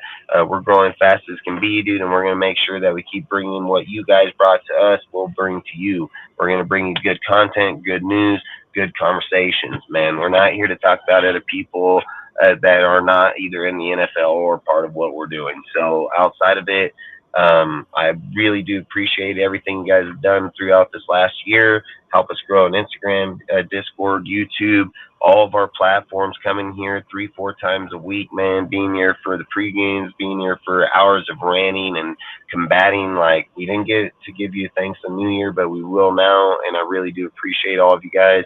2024 has a lot of things and big things in mind, big goals in mind going forward this year, and hopefully we can reach them, man, and we're going to do our best to try to do it, and go from there. We're going to mess around with a few little things here going forward, fine-tune our shit, and then we're going to go from there. So outside of it, I appreciate everybody that was here tonight in the chat, all the mods, all the people that showed up to conversate, everybody here on the panel tonight.